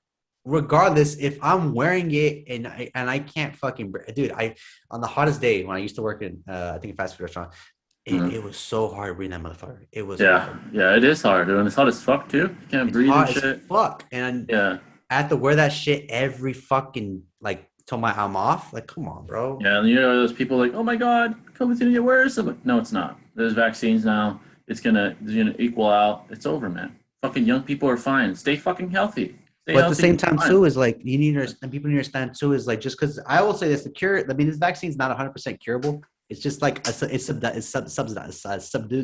it. Yeah, by lots. It's gonna subdue it quite a bit. It doesn't. It's not the fucking cure. Yeah, there's no cure, but yeah. But until again, I was already predicting this. I even said this too on the podcast too. Like, there's gonna be a hypothetical where this is not gonna. This is gonna last maybe another year until we're fully fucking normal again. And here we are. We're getting close. This is the first step to the whole country going back to normal. Texas and Mississippi. But here's the thing too. I mean, when all this is done and over with, it's gonna be weird because now every disease that gets found or we're gonna share pants. Yeah, we're gonna have people that are gonna be precautious. They're gonna panic. Yeah. There is now with this shit. There's always gonna be a little fear, with especially how big this shit was. How worldwide this shit was in so much. It was insane, bro. It was crazy. Insane because people I don't. But here's the thing too that I want to blame is the media because I feel the media making everything. They did a terrible job. Horrible. They said so much around this shit. Yeah. They I wouldn't say they fabricated. They sometimes did fabricate some stories. I feel like they definitely inflated numbers by this guy died in a car accident. He had COVID, so COVID's the reason why. I'm like, no, the fucking car accident was why. No, so they did a lot of that. But the reason why I think COVID was one of the worst things because I mean it only really attacked middle-aged people and Yeah, mostly the mostly elderly elderly because and sick people, and because they were the most well known to be attacked, and it's not that it wasn't going to happen to them. Like it's because you guys you're older, your immune system is way more high risk. Well, yeah, them and babies, especially newborns, they have a high immune system where they can't counter react to it. Their yeah, white because blood they're so cells young. and all Yeah, that shit cannot yeah, they do have to what they stay want to do. really careful. And then yeah, like the young people, it was rare for a fucking healthy young person to die. I That mean, was well, always except the for case. but you got it. But I I don't know got, and how. I was fine. I mean, How did you know how you got it or no? I think my dad got it from work, and he brought it here, and I got it, and I couldn't work. It was fucking bullshit. I mean, I didn't want to spread it, so yeah, obviously I No, told but I him right away. understand. Like you took that time Yeah, to kind of get to the point where you felt better to do it again. I mean, and to then come back. I had to get tested a fuckload of times, like until I was negative, and then I felt fine. I had body aches, but it was never that bad. My lungs, I never had a problem. I've never, like, I never So you had probably had problems. like early stages, but like it probably wasn't severe compared to like Yeah, what it probably like the would have body been. aches were fucking annoying. Like they took a while to go away. Like they weren't like killing me, but they're fucking annoying. But when you got I this, couldn't smell or taste. but when you got this, did you think the difference of like how to say like, because did you it felt like the regular common cold, right?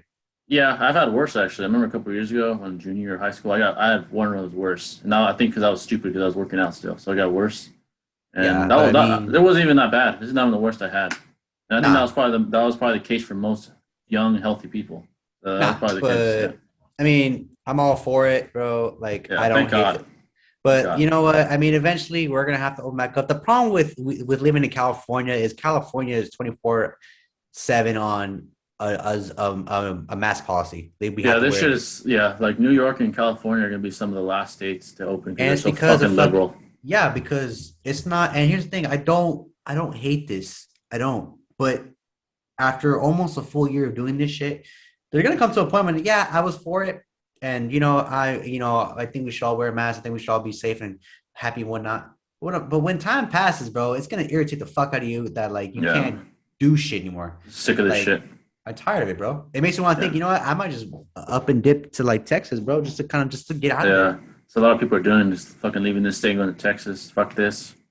Like, We can't enjoy like ever since last year, like everything, especially me, dude, because I graduated from college and like I had jobs lined up that I wanted to do, yeah, gone.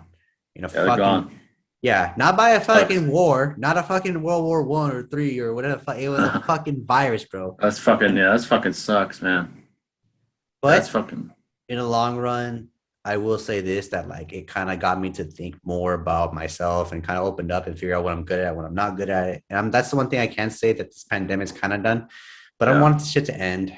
I'm glad some states are gonna open back up again, but I have a strong feeling that something's gonna happen where they're gonna have either a pushback or cases might rise up again and we might go back to lockdown. Well, for I those mean, states.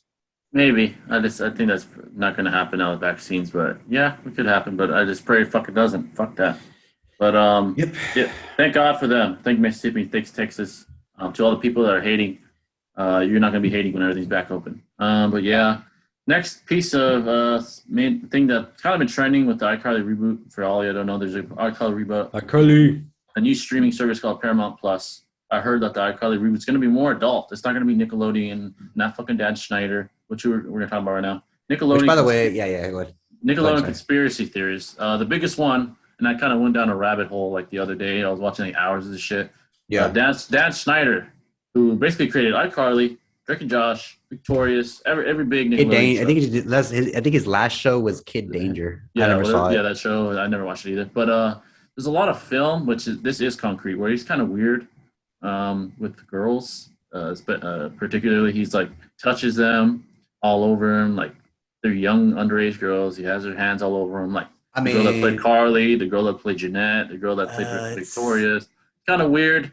So Nickelodeon, I didn't even know this. A few years ago, 2018, they gave him $7 million and kind of fired him in a way, but they gave him $7 million. So he's no longer in Nickelodeon Studios. well, Um, the thing about I found out interesting about this whole conspiracy theory with And I'm not saying in general. I think it has something to do with not just with iCarly. I'm talking about in general. Like Oh yeah, I think all the I shows. think Nickelodeon had a big, and this is like probably the '90s and all the way to now, where they had a big issue with like young girls and whatnot. And it's not. I mean, I wouldn't say Disney's done the same fucking thing. I Yeah, would think that. yeah, I didn't really look into Disney. But Nickelodeon in particular had a big issue with Dan Schneider. I think that, and low key, I don't think Dan Schneider. Here's the thing too. This guy basically made my fucking child up. He made Key and Yeah, he made Kel, he made Drake and all our Josh, childhoods. all Yeah. that, and I can't hate on bro. He got the Lifetime Achievement Award for making all the best shows. I mean, he did. Yeah, he definitely did.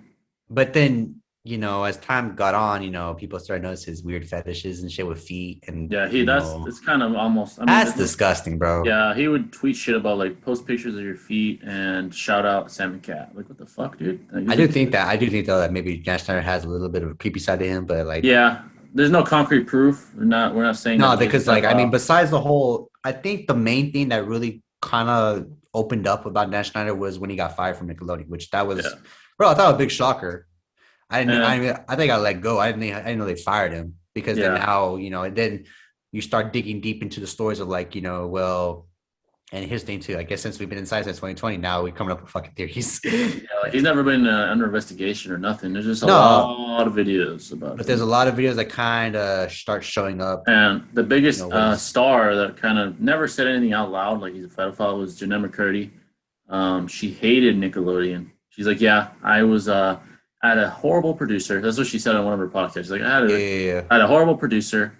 He said that if it weren't for him, we'd be working at Yogurtland. That's what she said, something like that. Yeah. So she hates Dan Snyder. She thinks that he's fucking crazy. She thinks that the Nickelodeon Studios was creepy. Like on her website, if you read about it, she thinks it was horrible. She hated it, and that I don't know. She hated it. But there's never been a star that went out publicly and said, yeah, he's fucking pedophile. Like no one ever said that. Well, there was also like, I mean, I wouldn't say, because there have been other stars too that have come and go, from Nickelodeon that careers have not been blown up. But Jeanette's actually the first one that actually spoke out about specifically Dan Schneider. Yeah. I mean, Amanda Bynes, I don't think she's never heard. Yeah.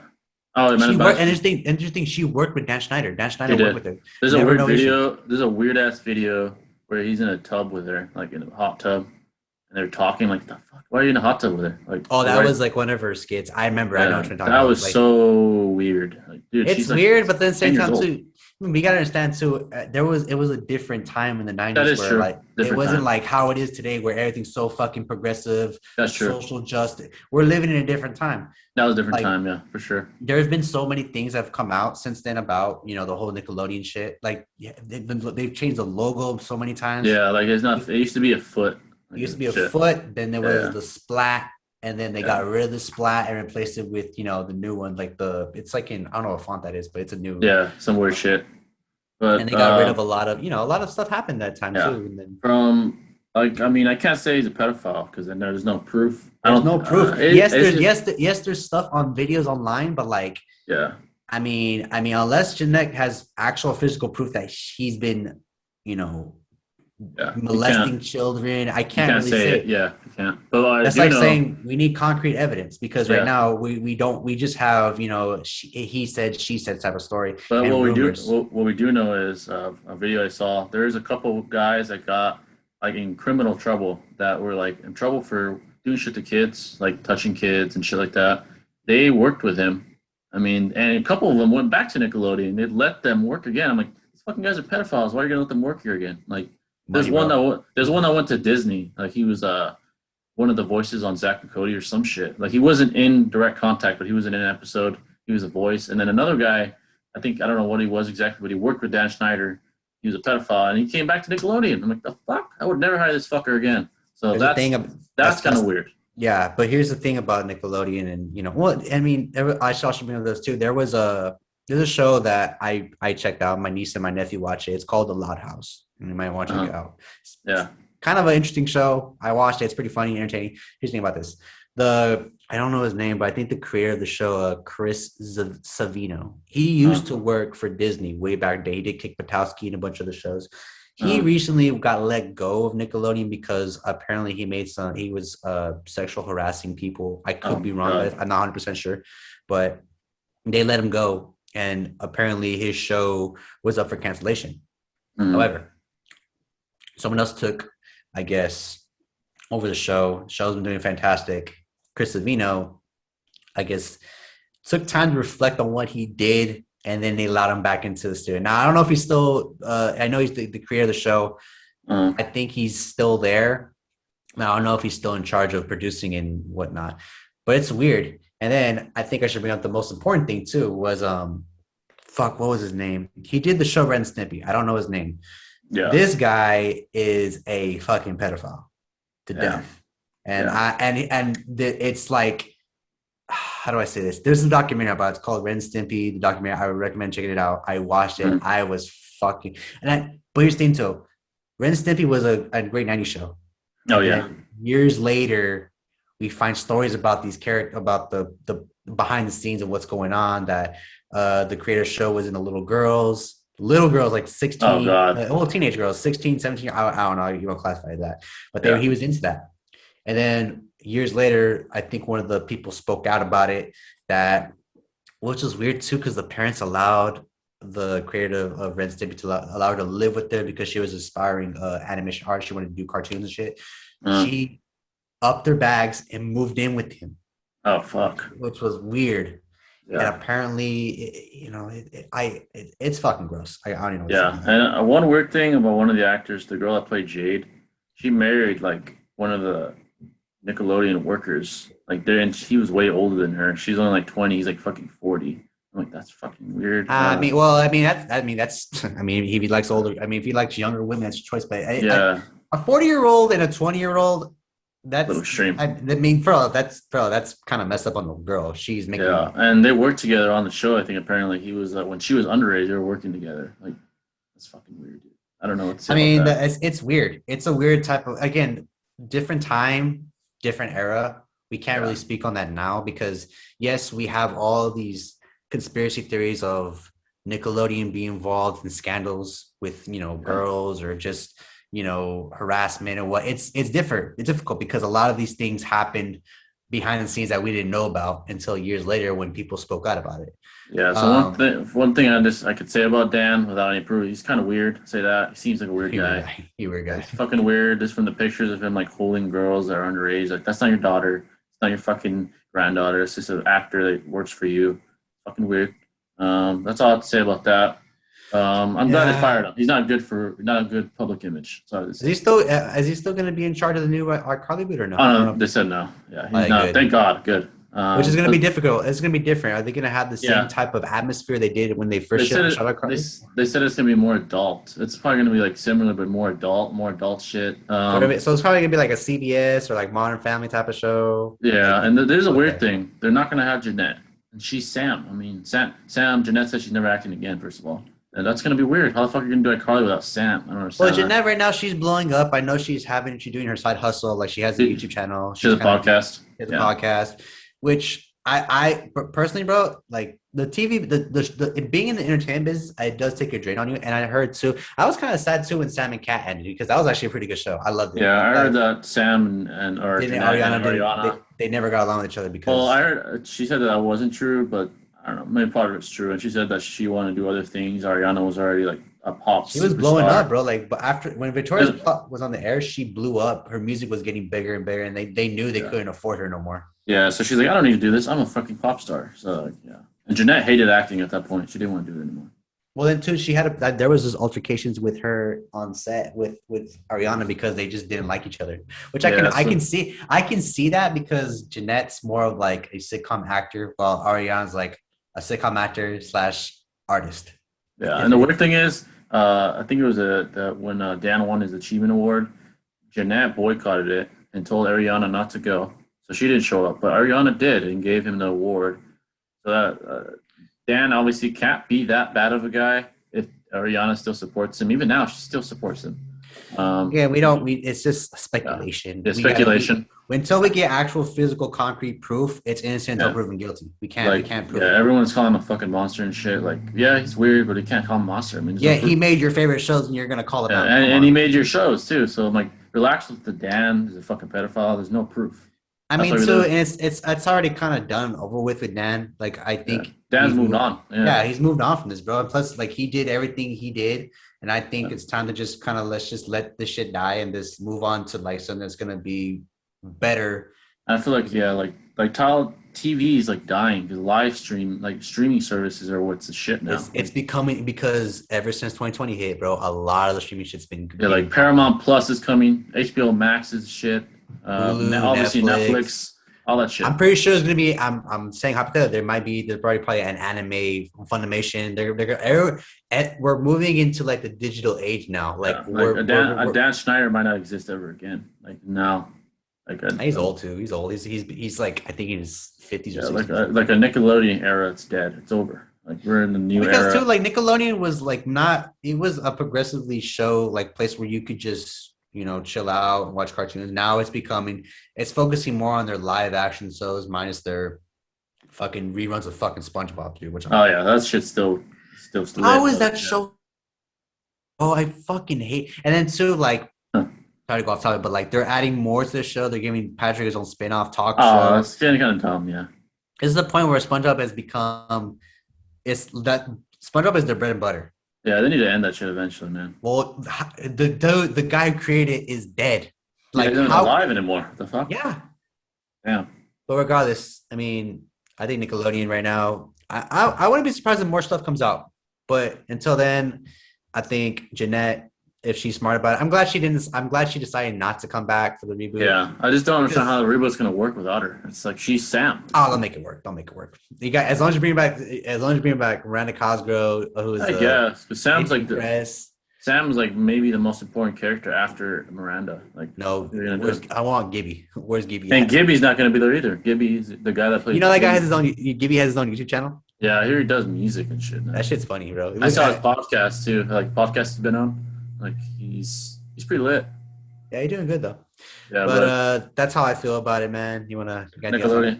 Nickelodeon. Yeah, that's it for the Nickelodeon. I mean, I just went in a rabbit hole. That shit was interesting, but there's no proof. So, Yeah. next up, this is probably the last thing we'll talk about: upcoming movies in 2021. So the first big one, Zack Snyder's Justice League. I like the fact that Zack Snyder is back into the direction span. Like, Yeah. I'm And- glad he's back. And this is still Justice League, but it's gonna have the uncut version. So apparently, Darkseid is gonna be the main villain instead of that fucking shit villain we had in the real one, the one that was in theaters. Yeah. That's what we always wanted. I don't know why they didn't put this in the theater in the first place. I think Justice the reason League why killed it. here's the thing about DC and Warner Bros. In general, because I actually talked about it yesterday on my other homies podcast. Like Yeah. Zack Snyder should just be in charge of most of these movies, like of all the DC movies. But here's the thing too, you're gonna overwhelm a guy, it's gonna be bad. The problem with this is like Zack Snyder is he can tell a good story. Prime example, he did Man of Steel. Yeah, And that was good. That was a good one. Dude, people still shit on the movie. Man of Steel, like, look, I thought it was pretty it's good. not. Yeah, I thought it was fantastic. I'm like, but people were saying it's too slow. It drags. I'm like, well, it ain't fucking like a Marvel movie. Yeah, it's not. Marvel movie formula is fantastic story, some comedic elements, action, drama, conclusion. Yeah, DC's movies are mostly story driven. They don't focus too much on the comedy as much. They mostly focus on just the story. Like the whole point is to have a story about a superhero, tell his backstory, have a plot, and keep it going, and then basically have a dramatic conclusion. That's the whole story. yeah. What I'm sad about is that shit's over. They have to like restart DC again. Like the Ben Affleck, Henry Cavill, all those guys are gone. Like they only have Wonder Woman, but I think they're gonna make an Aquaman too. Yeah, that's coming out. So they have those two still, which I'm okay with. But now they have to get a new Batman with the Robert Pattinson. They got to find another Superman.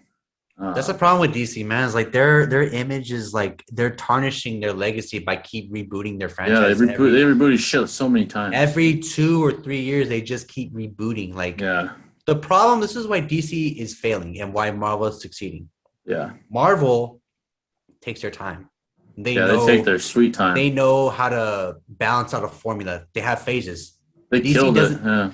DC doesn't really have much of a phase. They basically you make a movie they feel is going to do well. And the funny thing is the shitty Suicide Squad Joker was trash. The director even admitted, yeah, we didn't put Jared Leto very much in because he was bad. And then we have a new Joker who like the one with Joaquin Phoenix, and that director said, "Yeah, we didn't mean to make it to be in the DC, but it's so good that this Joker might be the new Joker." I'm like, dude, you guys They're gotta not get your going to. shit together. But they're not going to use him though. They're going to keep the same Jared Little Joker. He was I even in the mean, trailer. Joaquin said he would be willing to do another one. Jared Leto is just fucking bad. I'm sorry, he's a good actor, but he's Well, again, bad. too, from the trailer, I did see. I'm not going to give 100 right now. Jared Leto's on. He's kind of on my shit right now because I'm kind of like, you know what? I can take the accepted loss from Suicide Squad. That was its own movie. It's terrible.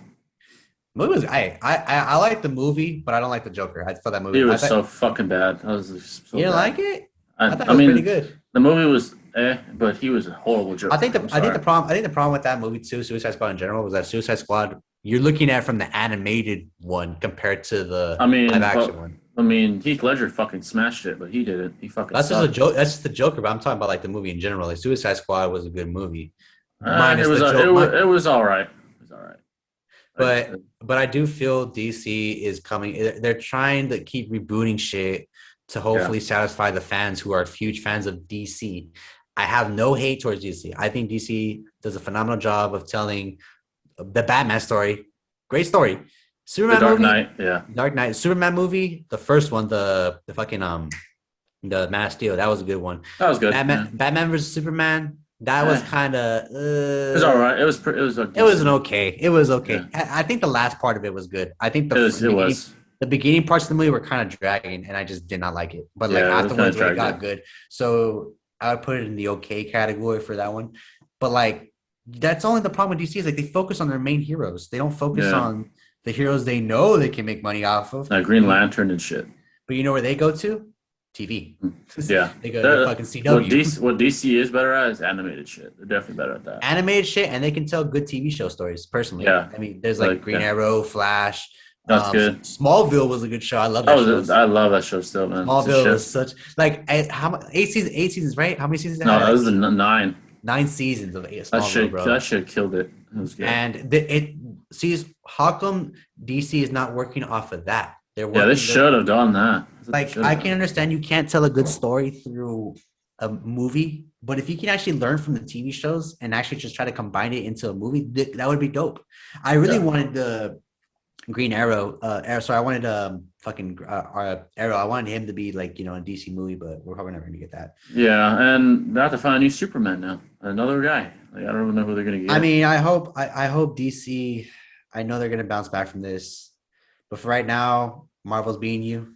They've been winning. They've been beating you guys. You guys better be, unless Marvel puts out the shittiest movie they can think of that will never do well. The shittiest one I've seen is probably Captain Marvel, and that was all right too. It's not bad. I thought Iron Man 2 was the weakest one personally. I thought that Iron Man 2 I thought was lit. No, not as good as the first one. But story wise, that movie was really, really slow. It was dragging because like the villain was trash. I mean, I like the part where he was probably the shittiest villain of all of them, but he was all right. That's personal. I mean, that's how I feel about it. Zack Snyder, Justice League in general, I'm a little bit. I don't understand too. Is like why they're trying to make this movie edgy. I know they want to make it badass and dark side. Yeah, but like, dude, that's not how you're gonna win your audience over. I mean, personally, you can make any movie rated R. They should have released it. They should have released this first, not the fucking shit when they released. People were like, remember the incident with Deadpool when Deadpool originally was not gonna be rated R. People were fucking pissed off about that. Yeah. Now I see why. Technically rated R movies do better. Yeah. In some ways, unless they fuck it up, which Deadpool did well. That Batman movie with Robert Pattinson is supposedly going to be rated R. Well, have you seen the Batman vs Superman 2? Like that shit. Remember when the Batman started killing people? Oh my god! I was like, whoa! Batman doesn't kill people, but I still like this. Yeah, this is kind of weird. The Robert Pattinson thing, it looks more futuristic, like his suit and shit.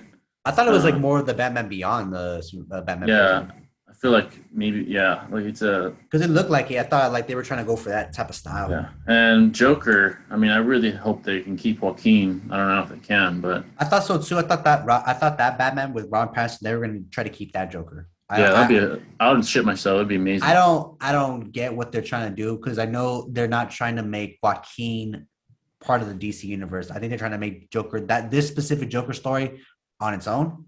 Because have you seen the movie yet, or like the Joker?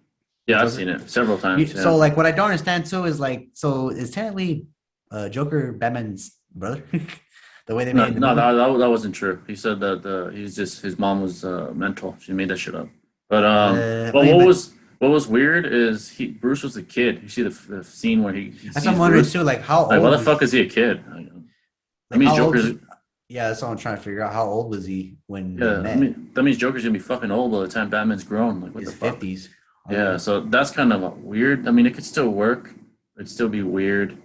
I just really like Joaquin. He's fucking. I think he was. That's one of the best performances I've ever seen.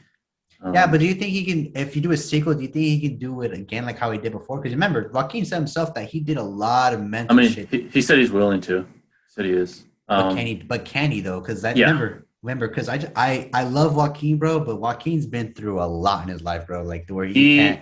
he fared better than Heath did. Heath lost his mind.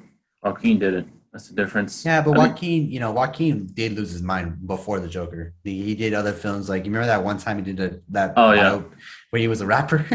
oh yeah. But now I think he has it under control. He's gonna have to lose all that fucking weight again. I know that was hard. Dude, that dude gains weight and loses weight like Christian Bale. That's amazing. Yeah, he's legendary. But what they call he's a I think he's a shit. What's the term for it? There's a term for his type of acting, whatever it was called. Like he's dedicated. Like method acting or something. Method acting, that's what it's called. Yeah, he does that. But that's basically what the equivalent of what he's. I mean, he won a fucking Golden Globe. He was a legend. Sorry, that wasn't. I thought it was an Oscar. Wasn't it? Was it an Oscar or a Golden Globe? No, it was Oscar. Golden Globe. Yeah. You sure? Yeah. That was Oscar. He won Golden Globe for best lead actor. I thought he won the Oscar. I'll have to see, but regardless. Yeah, but I mean, yeah, we'll have to see on that. That I can't. I mean, I'm excited for it, but I just wish they would have done that in the first place. Maybe everything would have stayed and nothing would be rebooted. But the next big movie, Kong and Godzilla, that's also going to be on HBO and in theaters. I think the good thing I like about this movie is like, we're not using the Peter Jackson Kong, or we're not using fucking the Peter Jackson King Kong, and we're not using the Bryan Cranston's Godzilla movie. I'm glad. Oh God, yeah. Because have you seen that movie? The one with Bryan Cranston? That movie was more on the humans better than on the Godzilla. Yeah, it was barely about. I'm glad we're not using those two versions. We're using the one from Kong Island, and we're using the one from the King of Monsters. They're gonna have to make Godzilla big as fuck to make him King Kong big as fuck to make him as big as Godzilla. It's gonna honestly that I would be surprised if that movie wins summer movie blockbuster. It might if it lives up to the hype. Yeah. My only issue with this movie is I want it to be about the monsters. I want this about no story with the humans. Yeah, fuck that. I want all screen time. Yeah, I want to see them fucking fight. So I don't see. Now, who do you think? All right, now I should this. Who do you got? King Kong or Godzilla? Godzilla. I mean, he has fucking like nuclear shit in his breath, fucking blowing away. You saw in the trailer that Kong was one of the fucking axe. I'm like, so yeah. Is that going to be like his weapon of choice? I guess so. And they're like on an aircraft carrier or something. I mean, whatever. I mean, I want Godzilla to win though. He has. I know. I would want him to win too, but I feel like this movie is going to end in a draw. I feel. I think I read. No one's going to win. I think I read somewhere that no one's going to win. Yeah, because it makes sense too. Like, would you want? I mean, here's the thing. Let's just say, for instance, you were a Kong fan or a Godzilla fan. Do you really want to see one of your heroes or your favorite monster villains die? Yeah, that's true. You wouldn't want that. You would want a neutral ending. Something. Yeah. I would think it's gonna happen. Like they're both either gonna, fall into a pit together, or they're both gonna do something else outside of it, and then the movie's gonna end like that. There's not gonna be like maybe there might be a sequel. I wouldn't be surprised. Yeah, they're gonna go at it. But I think the first round. I don't know how many rounds it have, but like if you have 3 rounds, I think first round I'm gonna go to Godzilla. Second round I go to King Kong. Last round I go to neutral draw. So yeah. I mean, and that would set it up for a perfect story. I would love to see that happen. But honestly, this movie looks pretty good. Looks pretty good. I saw a trailer. Trailer looks amazing. Looks good. Yeah, it does. Did you see the clip too? There was a clip that went online not too while ago. It's like just a trailer of them on the aircraft carrier. But yeah, they're like sparring up there. Like where Kong's chained up, which I'm trying to figure out how the fuck did Kong get off of Kong Island and come to that? They gotta explain that. Swam or some shit. Because if you remember, if you saw the King Kong Island, like they couldn't get him to go. Like Samuel Jackson was gonna take him, but then too damn big. Yeah, but that's a good movie. But another one, Mortal Kombat. I mean, I guess this movie in particular, I'm having mixed feelings about. Not because from the trailer. I'm not liking where the story's gonna go from here Yeah, I don't know. Yeah, that's a hard movie to make. because I mean here's the thing. I'll always the first Mortal Kombat movie from '95. That movie was fantastic. I don't care what people say. I watched it recently and Yeah, that I shit haven't was seen it in dope. so long. I need to see it again. It's like okay, ignoring the CGI with Reptile if when you watch it again, like Oh yeah, the movie by itself, it's kind of a good story. I mean, if you play the first Mortal Kombat game, it's basically about the guy Shang Tsung. That's the whole movie. Like next thing, yeah. Uh-huh. and the main champion is Liu Kang from Mortal Kombat. He has to fight him at the end, and the story is drawn out good. There's like several fights. There's like I think 3 or 4 fights in the movie, and it gets good. Yeah. Now with this movie, the new one, my only issue I have with it is I feel the main character is going to be Cole. His name is Cole, right? The movie Cole. Yeah. Uh-huh. They're going to make him the main star. But here's the thing: he's a generic white guy. Yeah, that's true. That's You're the gonna thing. make him, and I'm not against that. I'm not against that. I think it's Yeah. gonna be good. But knowing Hollywood, how they always do this for their main character, like who's like the mysterious guy, who's he's the main lead. They show Yeah. his tattoo. Come on, Yeah, this is that's gonna be a movie. I don't even know what to say. I mean, I'm like whatever for it. I'll watch it. But that one, the next big one though, Black Widow, May 7th. I mean, it's just her prequel. Like it's not anything new. Just like Yeah. came up. That one's whatever. I mean, it's not like anything new. No, Um, but the one thing I'm liking about this is like they're gonna. I mean, because I know Scarlett Johansson, she's gonna be. This is like basically her. Is this her final acting role as Black Widow? as Black, yeah, she already Yeah. died, and so yeah, That's gonna be interesting because the problem I'm really because do you think Scarlett Johansson is ever gonna get like any more big acting Marvel roles besides this? I mean, it's gonna be hard because she already played a role. I mean, I don't know what else they can make her. I mean, look at fucking Thanos. Josh Brolin, he's played Thanos and he's played Yeah, but Cable. that one that completely changes his fucking image. You had to be purple and shit, and like put all this fucking shit on him. But I mean, they could make Well, her. remember Deadpool. Remember Deadpool is now part of the MCU now. They announced it too recently. That's awesome. Yeah, that's gonna be sick. Maybe if they like make her some character that's like alien or something, maybe. Like, if she's a We'll have different to color. see. I mean, I know Scarlett. I would She's too. Like amazing. you would. I mean, but as time passes, you really wouldn't want to play the same role. Yeah, she's amazing though. So maybe. But I'm liking the villain too in that movie. Who is it? Fucking goddamn Taskmaster. that dude. I've been waiting for You a long guys a time. stud. Yeah. Because that guy has he knows every single like of all the Marvel heroes movies. He can basically copy your moves and shit. He Yeah. has Black Panther's his suit. He has Captain America's shield. Yeah, so basically he has like everything. So He's a monster. it's gonna be good. I want to see. I want to see this happen. Yeah, and the last big movie talking about it's the where is it? Fuck, it should be loading the Saw movie with Chris Rock in it. Honestly, you know what? Spiral from the Book of Saw. I'm actually excited for that movie. May One, 20, yeah, because I'm I've excited. I've seen every single Saw movie besides the newest one. I haven't seen Jigsaw yet. I think I I heard think that one. I've seen every single one. I think I've seen all of them. I I think saw they're all. Jigsaw. I saw I Jigsaw. haven't seen Jigsaw yet. People tell me that one's pretty good too. So Pretty good. I'll check it out. But I'm liking, and I'm liking too. This is not a direct. It's a sequel, but it's not a direct sequel to the movies. Apparently, that's what he was saying. That's what Chris Rock said. But here's the thing about this. I'm liking the fact too that Chris Rock is back to the spotlight. Yes, we know about his comedian. We know he's a comic, but I mean, comedians nowadays, bro, they pull out the best roles when they do a serious movie. Yeah, like Adam Sandler. Yeah, look Oh, at fucking what was it? Gems, Hidden Gems. Or Yeah, something that like movie. That show was sick. But then again, too, Adam Sandler has done serious movies before. I never seen Chris yeah. Rock do his. Yeah, besides that, he did Drunk Punch Love. That show's good. Yeah. There was a movie he did with Seth Rogen where he was a comedian who was dying, and that was a serious role. I know what you're talking Funny about. guys, funny people. Yeah, that was good. And then he did that one movie with Don Cheadle, where like that movie was good. I love that movie. He's fucking killed it. He can play. I feel like Chris will do well. So I think the good thing I like about this movie is like, first off, can we give it props to Samuel Jackson, bro? I love that he's in this movie, bro. Like out of all the people, I would never think that they would get Samuel Jackson to do a Saw movie. Yeah, that's gonna funny. be crazy. I wonder what they're gonna do. The one time I want this guy to be in the movie, like I wonder what they're gonna do. I know it's not like a sequel, but I wonder what they're gonna do. I think they're trying to basically, again, my only issue I have with this movie is like I feel. I mean, if you've seen the original Saw movies, like I Yeah, mean, after the first two, like classics. I know it kind of like the hype of it kind of just like went a different direction.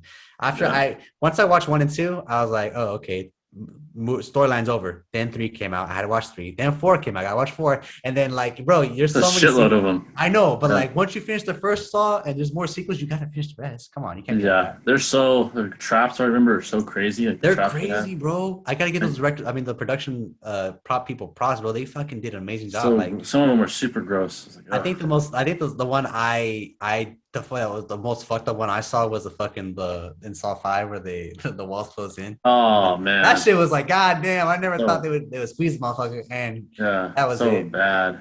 It was bad, but like honestly, when's this one dropping? It's dropping in May, right? I don't know. May 7th Yeah. So that's gonna be the same or May month as 21st. oh, so that's gonna be the same month as Godzilla. There, Oh, yeah, good ass, yeah. Godzilla's And then the same month, Fast and Furious 9 comes out, which I don't know what the fuck they're gonna do now. So many they're going to fucking space, dog. They're going to space. We're like family in space. I think Shaw gonna be there. Let me see. With spin-off Hobbs and Shaw. I don't even know. Alongside I'm honestly the Fast and Furious movies have been up in the air. I can't really say for much that they've been in. I mean, they're entertaining. They yeah, are. like, what's it gonna be about? Like, what's next? I don't even What was the one about where Dom's kid gets kidnapped? That shit was like, dude, come on. yeah, it's a little fucking weird. Even I Hobbs don't and Shaw, bro. Like, I just like, bro, are we movie gonna? was whatever. I think they could have ended Fast and Furious after Part 7. I think so too. That would have. That's a good conclusion to the story. We don't need to be coming up with more ideas. But the director said himself he wants to end it. I think this next one will be because apparently it's gonna be a two-parter. So it's gonna be Fast and Furious 9, and then Part 10 would be the end. And for God's sakes, stop ruining. Yeah, but I mean too. Like I will say this: I think without The Rock, the franchise probably would have died. That's it probably would have. because there was an interview he said himself that the Fast and Furious movies were dying because I think after 1 was good, One was really fucking good. Too Fast, Too Furious was kind of funny and corny, but I thought it was pretty good. Then yeah, Too Fast, Too Furious, Too Fast, Too Furious. And they had Tokyo. Tokyo Drift was actually the only movie where I felt it delved more into street racing. Yeah, that was like more street racing for sure. But that movie was trash. Nobody liked it. They said it's probably like one of the worst. It was second. It was like first. It was second place to the sequel, Too Fast, Too Furious. But then there was something happened with the fucking number system where they put different numbers. Yeah, Fast 5. Well, there was the Fast and Furious, and then Fast and Furious, and then the Fast and Furious 5, Fast and Furious 8, and so on. Fast 5 was probably my favorite. It was so good. Because like I mean the more about that movie was like it delved more into like them street racing. Well, sorry, robbing a bank. Yeah, they're robbing some fucking bank. They're trying to buy their freedom because they're wanted worldwide. And then The Rock comes in like and then he fights fucking Vin. They fight. And in real life too. They fought in real life, on set. The Rock would actually whip his ass in real life, but he's so fucking big. But yeah, that fight was really good. Too, like The Rock's a big name compared to Vin Diesel. Vin Diesel he's bigger. He's a big name too, though. Yeah. Well, again, to think about it too, The Rock, he saved the franchise because I think, and The Rock, he's not a dude. He's a phenomenal actor. Yes, he's really good. He's really good. In time before when WWE ended, he was doing all these comedy movies for Disney and shit. He did like Game Plan and shit. Yeah. Game Plan, The Tooth I like Fairy. that movie. I like that. Yeah, dude, that's a good movie. And people don't talk about that much. That's a good movie. I love it. I like that movie, a lot. I have it on DVD, actually. What was it? There was no Race to Witch Mountain. There was a ton of Disney movies he was doing for fun. He did a ton. And then he started doing real shit, like fucking action movies and shit. Yeah. That's pretty. And now he has his own TV show on NBC. Oh, that's right. He does. The Rock. Oh, it's called Rock Show. I have to watch it. It's funny. It looks pretty good. I haven't watched it. Cool. But yeah, that's all the movies I have. I saw the topics I have. You have anything else before we wrap it up? As of right now, I'm just damn it, dude. Nah, I think that's pretty much it. Damn, I had some shit I was on top of. I kind of I forgot low-key because we were talking about Saw. That's cool. Fucking Saw. But yeah, guys, the other two didn't make it. Thomas Saw, she didn't make it. Damn it, you guys. John, stop posting pictures on. I know he's posting pictures on Facebook. I saw one of him at a Charger game wearing 11 years old. I'm like, John, get on the podcast. And Thomas, I think, was busy. Nah, that's something cool. else. But don't worry. Like I said, I thought this was a pretty good podcast though. Still, yeah, that's pretty good, bro. We should do more of this too. I'm telling you. But like I said, that's what we me need. and That's why I need everyone else to put more topics in, like Thomas. And yeah, I'll throw mine in. I just didn't have time last minute. I'll probably throw mine in next week. I But texted like I you. was saying, guys, if you guys have any comments, comments or topics, let us know on social media or on the top or in the comments. Anything really. But yeah, like Please, I said, we need more topics. Otherwise, we're gonna have to just freestyle it. I've been trying to find things like the Nickelodeon one was good, stuff like that. Yeah. But yeah, guys, hope you guys enjoyed. Hit it, and we'll see you in the live reaction, man. See you in the See you next guys one. this Saturday. Take care. Peace out.